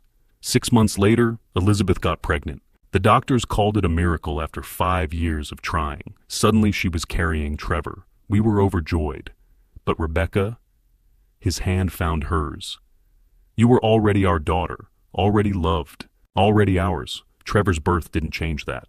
Trevor knew, Rebecca asked. No, Elizabeth wanted to wait until you were both adults, but she died before. Benjamin's voice broke. She died, and I kept the secret because I thought it didn't matter. It doesn't, Rebecca said fiercely. You're my father. Mom was my mother. That's all that matters. Then why, Benjamin asked gently, have you been carrying this fear? Rebecca looked down at their joined hands. Because I knew. Deep down, I always knew. Little things, no baby pictures before age 3, the way people said, I looked like Mom, but never you. I knew, even though no one said it, and I thought, her voice broke. I thought maybe that's why Trevor got everything. Why he was groomed to run the company while I was encouraged to find my own path. Because he was real family, and I was... You were loved, Benjamin interrupted fiercely. Every bit as much as he was, more because you deserved it. Trevor's failure wasn't about blood. It was about character. And your courage, your loyalty, your sacrifice. That wasn't about proving you belonged. That was about being who you are. Margaret cleared her throat. This is what the jury needs to hear, not technicalities. This story. Christopher nodded. Trevor's lawyers think they've found a weapon. They don't realize they've handed us the narrative that will destroy their case. How? Rebecca asked. Because, Margaret said, they're going to argue that adoption doesn't count. That blood is all that matters. And then Benjamin is going to explain exactly what family means, what loyalty means. He's going to compare you, the adopted daughter, who sacrificed 2 years, to save him, to Trevor, the biological son, who sent him to prison for money. Christopher added, they're walking into a trap of their own making. Benjamin stood pacing. When do they plan to raise this? Opening arguments, Christopher said. They'll try to discredit Rebecca before she testifies. Then we address it head on, Benjamin decided. No hiding, no shame. We own it completely. Rebecca's adoption becomes the centerpiece of our case, proof that blood means nothing when weighed against character. He turned to his daughter. Are you ready? It's going to be public. Everyone will know. Rebecca stood squaring her shoulders. Benjamin saw the warrior who'd fought in silence for 2 years. Let them know. I'm not ashamed. I'm proud to be your daughter. And if Trevor's lawyers want to make this about blood versus loyalty, then let's show them exactly what matters. Margaret smiled grimly. This is going to backfire spectacularly. Christopher gathered his papers. Trial starts in 1 week. We need to prepare Benjamin's testimony. Make it personal, emotional, undeniable. Benjamin looked at his daughter, the one who'd sacrificed everything, who'd stood beside him when his biological son had betrayed him, who'd proven that family was built on loyalty, not genetics. Then let's give them a lesson. He said, in what family really means. Trevor's lawyers had just made their fatal mistake. They'd tried to use adoption as a weapon, not realizing it was Benjamin's greatest strength. The contrast would be undeniable, the adopted daughter who'd given up 2 years of her life to save her father versus the biological son who'd sent that father to prison for money. Blood versus loyalty, genetics versus character. And Benjamin knew exactly which side would win. 3 months after the boardroom meeting, January brought freezing rain to Atlanta. The Fulton County Courthouse steps were slick with ice, but that hadn't stopped the crowd. Benjamin and Rebecca climbed those steps hand in hand, cameras flashing like lightning. Reporters shouted questions lost in the chaos. Benjamin kept his eyes forward, his grip steady. The district attorney had fast-tracked the case. With 2 years of documented evidence and intense public scrutiny, there was no reason to delay justice any longer. Inside the courthouse was warm, but the atmosphere was cold. Christopher and Margaret waited in the hallway, briefcases full of evidence. Ready? Christopher asked. Benjamin looked at Rebecca, pale but composed in her navy suit, hair pulled back. She looked like Elizabeth had the day they'd met. Ready? Benjamin said. The courtroom was packed, every seat filled with journalists and observers who'd followed the story since Benjamin's release. The gallery buzzed with whispers that fell silent when the bailiff called for order. Benjamin and Rebecca took seats in the front row behind the prosecution table. Christopher and Margaret sat beside them. Across the aisle, 2 public defenders shuffled papers, expressions grim. Then the side door opened and guards brought in the defendants. Trevor appeared first in an orange jumpsuit, hands cuffed. He'd lost 20 pounds, hair grown out, and greasy dark circles shadowing his eyes. He looked nothing like the confident CEO from 3 months ago. He shuffled to the defense table, chains rattling. Scarlett came next, also in orange, also cuffed. She'd aged years, face drawn, no makeup, hair in a lifeless ponytail. She sat at a separate defense table. Her lawyer had wisely severed her case, though both trials ran together. They didn't look at each other. Benjamin watched his son scan the courtroom, watched his eyes find them. Something flickered across Trevor's face. Shame, maybe. Then he looked away. "All rise," the bailiff announced. The Honorable Judge Patricia Morrison presiding. Judge Morrison entered, a black woman in her late 50s with sharp eyes and a reputation for efficiency. She was nothing like Judge Winters. No corruption, just law. She surveyed the courtroom and nodded to the prosecution. "The state may proceed." The prosecutor stood, Jessica Smith, mid-40s, track record of winning difficult cases. She approached the jury box. "Ladies and gentlemen," she began, voice clear and strong, "this case is about greed, a son who couldn't wait for his inheritance, a woman who saw opportunity and seized it with lies, a 71-year-old man who spent 2 years in prison for a crime he never committed." She gestured toward the defendants. "They embezzled $2.7 million. They bribed a judge. They paid a security company to disable cameras that would have proven Scarlett threw herself downstairs after her baby had already died from illegal diet pills." Several jurors' eyes widened. "Benjamin Ashford lost 2 years of his life," Jessica continued. 2 years in a cell while his son stole his company and his son's wife planned to disappear to her real family, her real husband, her real child. Trevor's lawyer shot up. "Objection inflammatory." "Overruled," Judge Morrison said, calmly. "Opening arguments, counselor, you'll have your turn." Jessica continued. "The evidence will show conspiracy of breathtaking scope, and it will show the real hero." She turned toward Rebecca. "An adopted daughter who sacrificed 2 years going undercover to document every crime." Benjamin felt Rebecca's hand find his, squeezing hard. Trevor's lawyer stood, a young man, clearly overwhelmed. "My client was deceived, manipulated by Scarlett Monroe.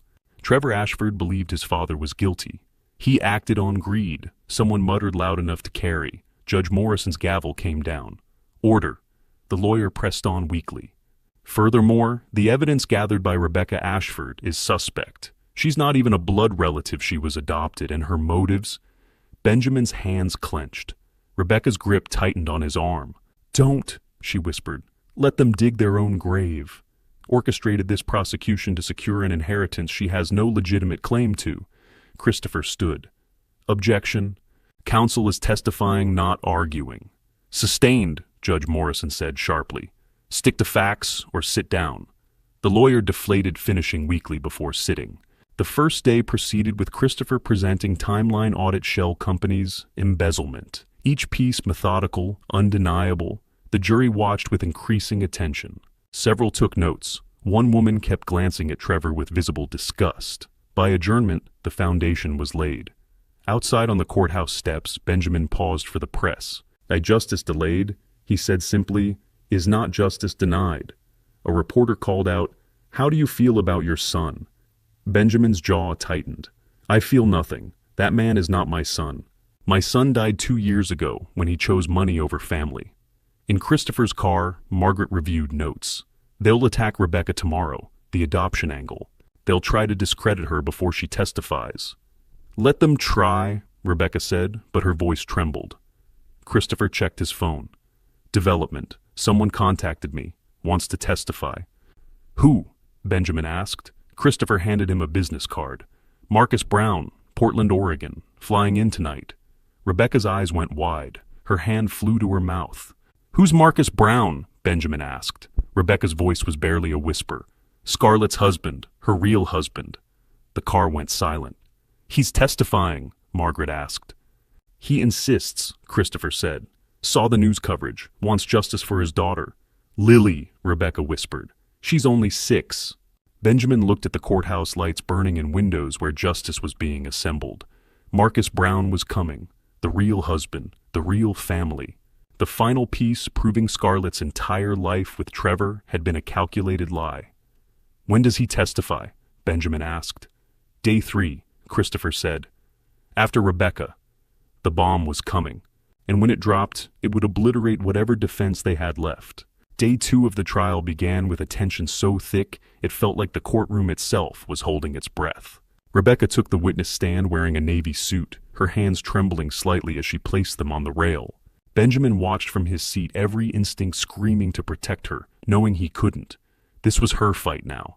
The prosecutor, Jessica Smith, approached with a gentle expression. Ms. Ashford, please describe your relationship with your father. Rebecca's voice was steady, despite her trembling hands. Benjamin is my father, in every way that matters. He raised me, loved me, taught me right from wrong. When Trevor sent him to prison, I knew I couldn't fight openly. So I went undercover for 2 years. The jury leaned forward, captivated. I documented everything, Rebecca continued. Every fraudulent transaction, every lie. I attended dinners with Trevor and Scarlett and smiled while they mocked my father. I pretended to believe Dad was guilty when I knew he was innocent. What was the hardest part? Jessica asked. Rebecca's eyes found Benjamin's. The prison visitation, looking him in the eye and telling him to cooperate, to sign away $4 million, knowing how much it would hurt him, knowing he might think I'd betrayed him too. May, why did you do it? Because he's my father, Rebecca said simply. Family doesn't abandon family. It was the right thing to do. Jessica nodded. No further questions? Trevor's lawyer stood young, nervous but determined. Ms. Ashford, Benjamin Ashford is not your biological father. Correct. Correct. I was adopted at age 3. So you have no blood claim to the Ashford estate. Legally I have. Answer yes or no. Do you share DNA with Benjamin Ashford? Rebecca's voice hardened. No. No blood relation. Yet you stand to inherit 30% of a company worth $120 million. The lawyer paced. Isn't it true that you orchestrated this entire prosecution to eliminate the biological son and claim an inheritance you have no right to? Benjamin's hands clenched the armrest. Margaret's hand touched his arm in warning. That's not, Rebecca began. You manipulated a grieving widower, played the role of dutiful daughter while plotting to destroy his real son. Objection! Benjamin shot to his feet, voice thundering through the courtroom. That is a lie. Judge Morrison's gavel came down hard. Mr. Ashford, sit down or I will hold you in contempt. Margaret pulled him back into his seat. Your turn is coming, she whispered urgently. The lawyer continued circling. He took you in out of pity. He took me in out of love, Rebecca said, her voice cutting through the theatrics. And I fought for him for 2 years because that's what daughters do for their fathers. Real fathers, not biological coincidences. The lawyer blinked, momentum broken. No further questions. Jessica stood for redirect. Rebecca, in your own words, why did you fight for Benjamin? Rebecca looked directly at the jury. Because family isn't about DNA. It's about who shows up, who fights for you, who loves you when you're at your worst. Benjamin Ashford showed up for me when I was 3 years old and traumatized and silent. He's been showing up every day for 26 years. So when he needed me, I showed up for him. That's what family means. Thank you. No further questions. Judge Morrison nodded. The prosecution may call its next witness. Jessica Smith stood. The state calls Benjamin Ashford. Benjamin walked to the witness stand, sworn in, and took his seat. He looked at the jury, 12 faces watching him with varying degrees of curiosity and sympathy. Jessica approached. Mr. Ashford, tell us about Rebecca. Benjamin took a breath. This was the moment Margaret had prepared him for. The moment that would either cement their case or destroy it. Rebecca, he began, is the best thing that ever happened to my family. He looked at his daughter, saw her eyes already filling with tears, and continued. 26 years ago, Elizabeth and I had been trying to have children for 5 years. Every treatment failed. Elizabeth was heartbroken. We decided to adopt. The agency called about a little girl whose parents had died in a car accident. Drunk driver. She was 3 years old, and she hadn't spoken a single word since witnessing the crash.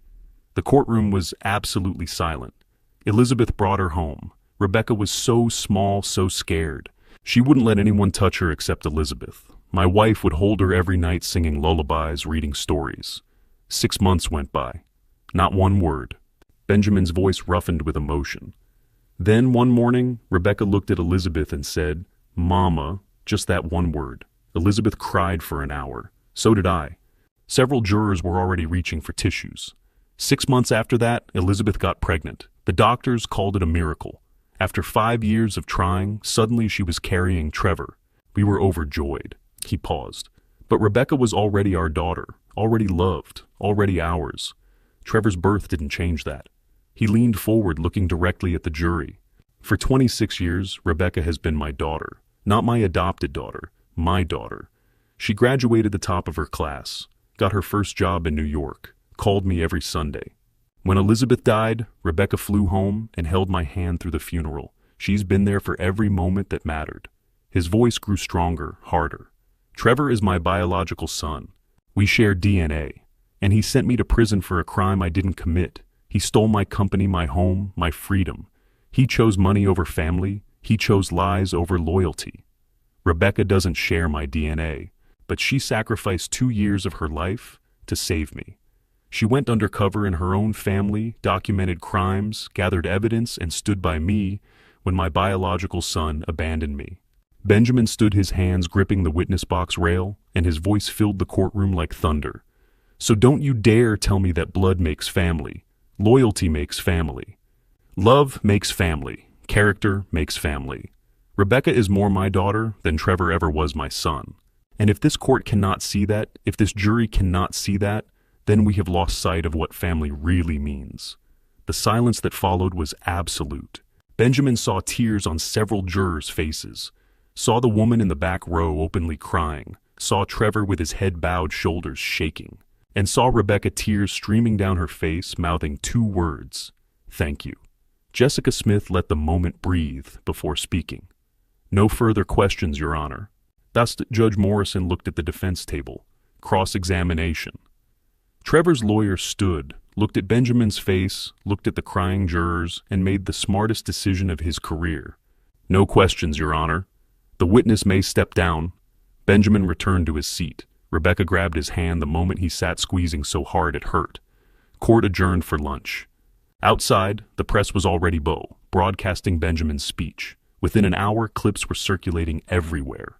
By evening, #Segor Chosen Family was trending nationwide with over 5 million mentions. Comments poured in. "This is what a real father looks like. Blood means nothing. Love means everything. I'm adopted and this made me sob. This is everything." Trevor Ashford is a biological son. Rebecca Ashford is a real daughter. There's a difference. Christopher showed them his phone in the courthouse hallway. "Benjamin, you just went viral. That speech, it's everywhere." "I don't care about viral," Benjamin said, looking at Rebecca. "I care about her knowing the truth." "I've always known, Dad," Rebecca said softly. "But thank you for telling the world." Margaret approached her, expression serious, despite the victory. "Tomorrow is day 3, Marcus Brown testifies. Are we ready for the final piece?" Christopher nodded. "He lands tonight. I'm meeting him at the hotel at 7 to prep." Benjamin looked at the courthouse behind them, at the windows where Trevor sat in a holding cell, at the world that was finally understanding what had really happened. "Then let's finish this," he said. The speech had gone viral. Public opinion had shifted entirely. And tomorrow, Marcus Brown would drop the final bomb that would destroy whatever remained of Scarlett's defense. Justice was no longer delayed. It was arriving right on schedule. Day 3 of the trial began with routine testimony about shell companies and financial fraud. The courtroom had settled into the rhythm of technical evidence when Jessica Smith stood.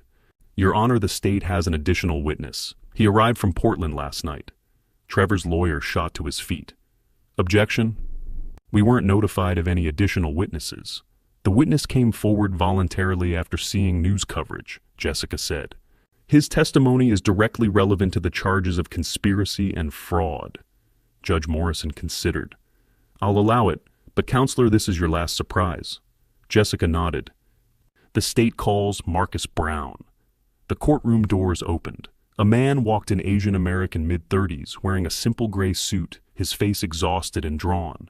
Behind him, a lawyer escorted a small girl, maybe 6 years old, dark hair and pigtails, into the gallery seats. Scarlett's face drained of every drop of blood. Her hands began to shake violently. Trevor looked confused. "Who is that?" Marcus took the witness stand and was sworn in. His eyes never left Scarlett, who had gone absolutely rigid in her seat. "Mr. Brown," Jessica began, "what is your relationship to the defendant Scarlett Monroe?" Marcus's voice was quiet but clear. "She's my wife. We've been married for 8 years. The courtroom erupted. Trevor's head snapped toward Scarlett. "What?" Scarlett stared at the table, trembling, saying nothing. Judge Morrison's gavel came down hard. Order in this court."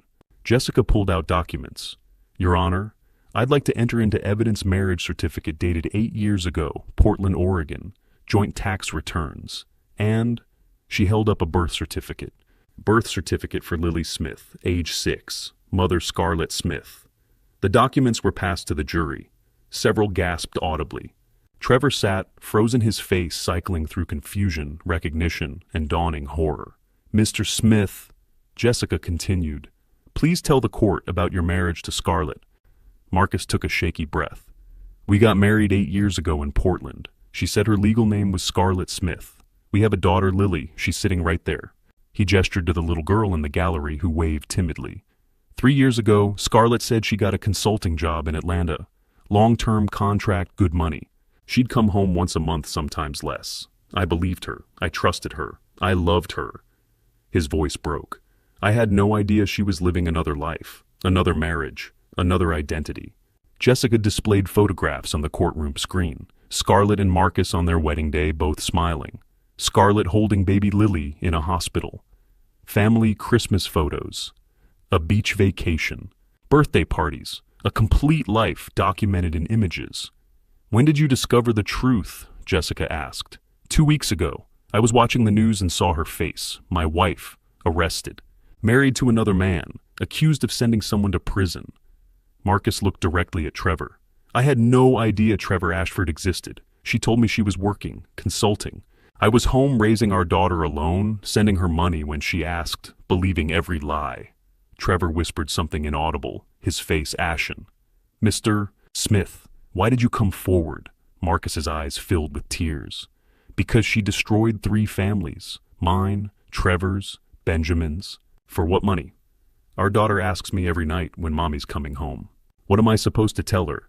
That Mommy's a liar, a criminal, that everything we thought was real was fake." In the gallery, little Lily had started crying softly. A victim advocate put an arm around her shoulders. Marcus turned to look at Scarlett directly. "Lily drew you a picture last week, a family portrait. You, me, and her. She asked when you'd be back for her birthday." His voice hardened. "You were never coming back, were you? You were going to take the money and disappear, leave us both, leave all of us with nothing." Scarlett was sobbing now, her head in her hands, shoulders shaking. Jessica approached the witness stand. "Did you have any knowledge of the crime Scarlett committed?" "No, none. I thought she was a consultant, a legitimate businesswoman. I had no idea she'd framed anyone, stolen, anything lied about." He stopped. "About the pregnancy. I saw the trial coverage. She told Trevor she lost a baby. She had our baby 3 years ago. She killed another one with diet pills. How many lies can one person tell?" No further questions. Judge Morrison looked at the defense table. Cross-examination.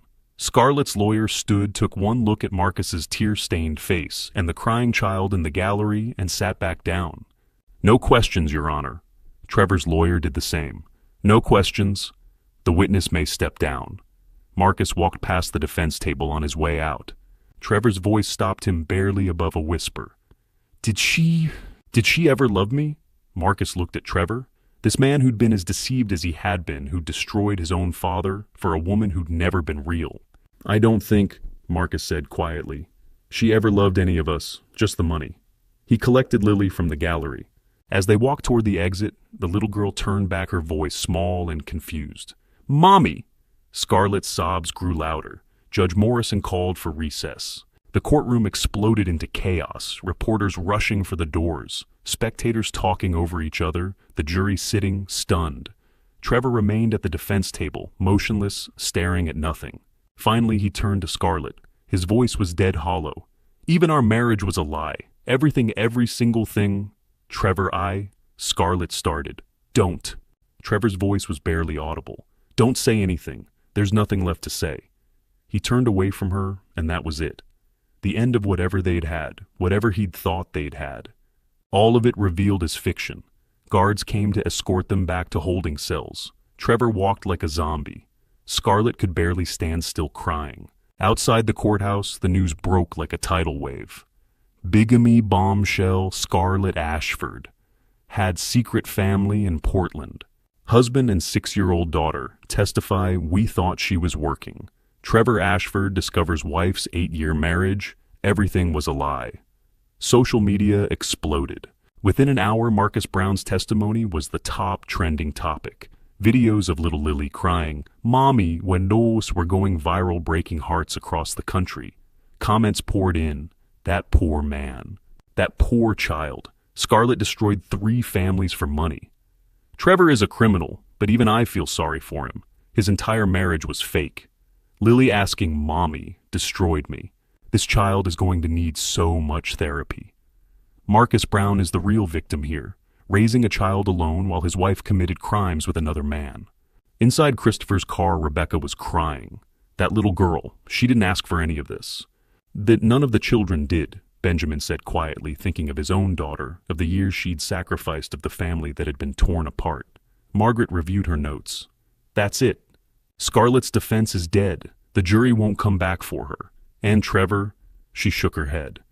Everything he thought was real just evaporated. Christopher's phone buzzed with notifications. The testimony is everywhere. Marcus Brown's question, "For what money?" That's the quote everyone's sharing. Benjamin looked back at the courthouse. Somewhere inside, his son sat in a holding cell, finally understanding the full scope of the lies he'd built his life on. "Tomorrow is closing arguments," Margaret said. "Then it goes to the jury." "How long?" Rebecca asked. "With this much evidence, this much emotion." Margaret's expression was grim. "Not long, maybe a day, maybe less." The bomb had dropped. Scarlett's lies were laid bare for the world to see. Trevor's last illusion had shattered into pieces, and somewhere in Portland, a 6-year-old girl was learning that her mother wasn't coming home. Not for her birthday, not ever. Justice, Benjamin thought, sometimes destroyed innocent people on its way to the guilty. But it was still justice, and it was finally arriving. The jury had deliberated for 4 hours. Benjamin sat beside Rebecca, their hands clasped. Christopher and Margaret sat behind them. The gallery was packed, journalists, observers, everyone who'd followed this story from the beginning. "All rise." Judge Morrison entered and took her seat. Has the jury reached a verdict? The jury foreman stood. "We have your honor. In the matter of the state versus Trevor Ashford on the charge of embezzlement, how do you find guilty? Wire fraud, guilty. Conspiracy to obstruct justice, guilty. Bribery of a public official, guilty." Trevor sat motionless. His eyes were empty, hollow, no reaction at all. Just nothing. In the matter of the state versus Scarlett Monroe Ashford on the charge of conspiracy, guilty. Obstruction of justice, guilty. Perjury, guilty. Bigamy, guilty. Scarlett collapsed forward, sobbing. Judge Morrison let the verdicts hang before continuing. "Mr. Trevor Ashford, please stand." Trevor stood slowly like a man underwater. "You sent an innocent man, your own father, to prison. You embezzled millions. You bribed a judge. I sentence you to 18 years in Georgia State Prison with no parole for 12 years. Full restitution of $2.7 million. Trevor's head bowed. He said nothing. "Ms. Scarlett Monroe Ashford, please stand." Scarlett could barely stand, her lawyer helping her up. "You orchestrated conspiracy of breathtaking cruelty. You faked a pregnancy loss. You committed perjury. You maintained a bigamous marriage for years." Judge Morrison's voice hardened. "I sentence you to 15 years in federal prison. Additionally, Marcus Brown has been granted full custody of Lily Smith. You are prohibited from any contact with the child until she reaches legal adulthood." "No," Scarlett's voice broke. "Please, my daughter." "Your daughter will be better off without your influence," Judge Morrison said coldly. "The child's welfare is paramount." Court officers removed the defendants. Trevor walked toward the exit without looking back. No glance at Benjamin, no acknowledgement. Just empty steps toward 18 years in the same prison where he'd sent his father. Scarlett was half-carried, still sobbing. "Lily, I need to see Lily." But Lily wasn't there. Marcus had taken her home to Portland the day before. One additional matter. Judge Morrison said. Judge Charles Winters will face a separate trial for judicial corruption. The courtroom erupted in applause. Benjamin sat motionless, feeling nothing. Not satisfaction, just exhaustion. Rebecca's hand squeezed his. "Dad, it's over." That's when it hit him. 2 years and 741 days after being wrongly convicted, justice had finally arrived. He pulled Rebecca into his arms and cried deep, wrenching sobs that shook his whole body. 2 years of rage and grief pouring out on the courthouse bench. "It's over," she kept saying. "Dad, it's over." Christopher and Margaret stepped back, giving them space. Outside on the courthouse steps, January sun was blindingly bright. Cameras surrounded them. A reporter called out, "Mr. Ashford, how do you feel?" Benjamin took a breath. "Justice delayed is not justice denied, but it still hurts. That was my son. I raised him, loved him. That pain doesn't go away with a verdict." He pulled Rebecca close. "But this woman, this daughter, she saved me. Blood doesn't make family. Loyalty makes family. She proved that for 2 years. Rebecca's composure broke. 2 years of holding herself together came pouring out in great sobs on the courthouse steps, while cameras captured everything. 2 years, Dad, she choked out. 2 years pretending to hate you, scared it wouldn't work. You gave up everything, Benjamin said, voice breaking. 2 years of your life, for me. Because you're my father, Rebecca sobbed. Because family doesn't abandon family. Christopher created a buffer. That's enough. Give them space. Margaret ushered them toward the car. 1 week later, Rebecca sat on a park bench in Piedmont Park. January cold bit through her coat, but she'd wanted neutral ground. She saw them approaching Marcus Brown walking hand in hand with Lily, who wore a pink winter coat. This meeting had been arranged through lawyers. Rebecca stood as they approached. Mr. Brown. Ms. Ashford. Marcus's expression was guarded but not hostile. Rebecca knelt to Lily's level. Hi, Lily. I'm Rebecca. The little girl looked at her with solemn eyes. You're the lady from TV, the one who helped catch my mommy. Rebecca's heart clenched. Yes. I'm sorry about what happened to your mom. Daddy says Mommy did bad things, Lily said, voice small. But I miss her. Rebecca's eyes filled with tears. It's okay to miss her, sweetheart. She's still your mom. Will she come home? Not for a long time, Rebecca said gently. But your daddy loves you very much. Lily nodded seriously, then wandered away to examine a bird. Rebecca stood facing Marcus. I can't fix what Scarlett did, but I want to help. She pulled out an envelope. I've established a trust fund for Lily's education, full tuition through college plus living expenses. It's anonymous, but she deserves a future that her mother's crimes can't destroy. Marcus stared at the envelope. Why would you do this? Because Lily is innocent, Rebecca said simply. She didn't choose any of this. She deserves every opportunity. Marcus's eyes filled with tears. That's incredibly kind. You're a good person, Rebecca Ashford. I'm just trying to do the right thing. They watched Lily chase the bird, her laughter bright and innocent. She's resilient, Marcus said. Kids are. She'll be okay. She has a good father, Rebecca said. That's what matters. Marcus called to Lily. Come on, sweetie, time to go. Lily ran back, grabbed her father's hand, then waved at Rebecca. Bye. Rebecca waved back, watching them walk away, a small family trying to rebuild from wreckage. She sat back down on the bench, pulling her coat tighter. Justice had been served. Trevor and Scarlett would spend years in prison. Benjamin was free, vindicated. But there were still casualties, still wounds that wouldn't fully heal, still one final confrontation left. Tomorrow, Benjamin would visit Georgia State Prison to say goodbye to his son. One last time.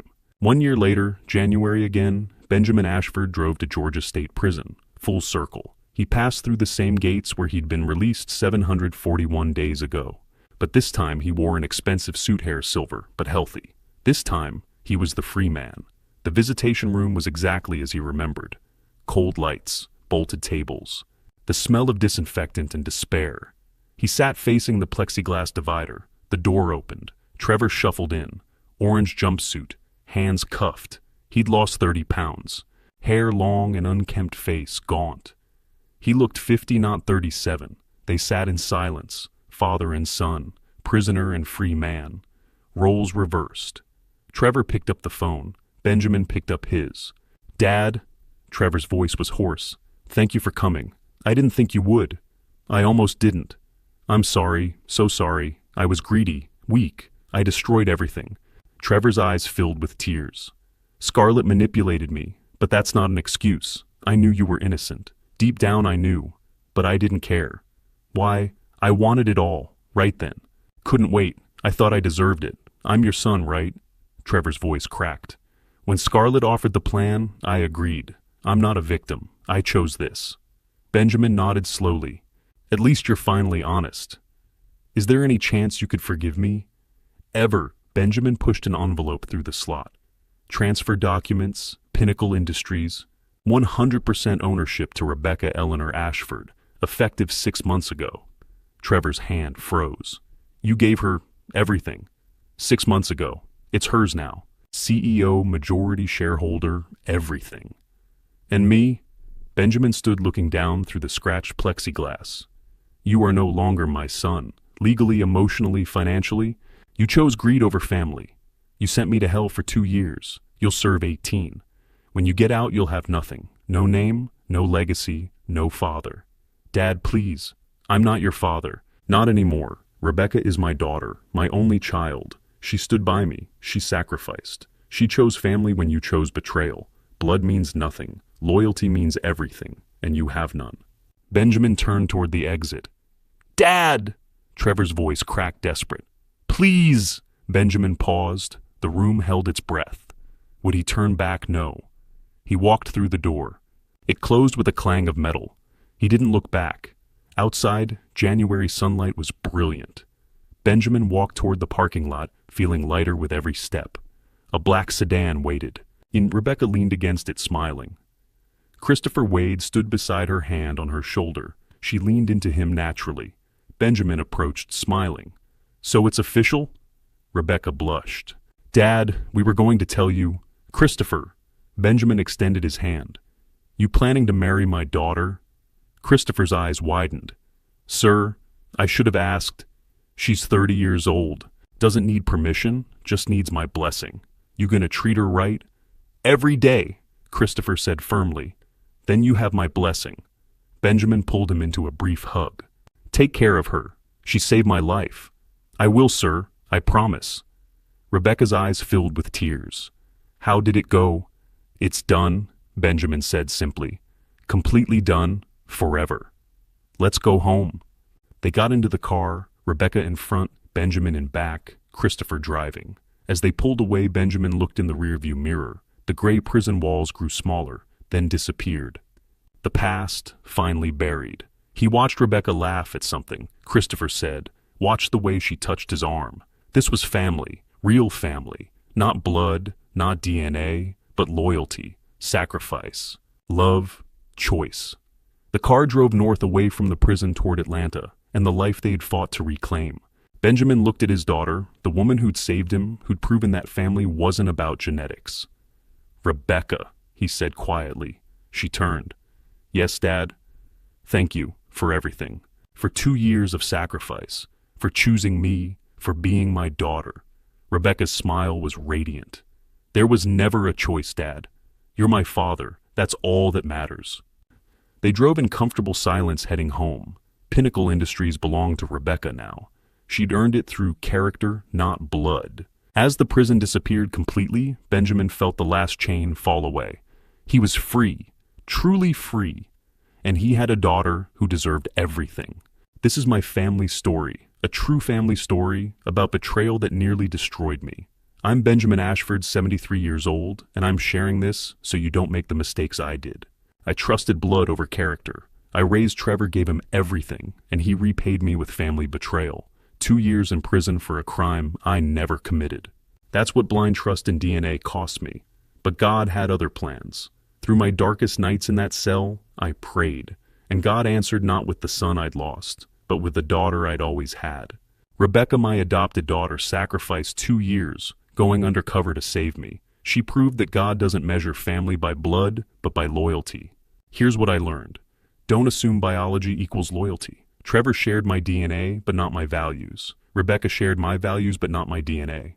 Guess which one saved me? Don't let greed poison your family. Trevor couldn't wait for his inheritance. That impatience cost him 18 years in prison and a father's love forever. Don't ignore the warning signs. I saw Trevor's selfishness growing, but made excuses. He's young, he'll mature. No, character doesn't change, it reveals itself. This family story taught me that real family betrayal comes not from those who challenge you, but from those who destroy you for personal gain. And real family, the kind God intends, stands beside you when the world collapses.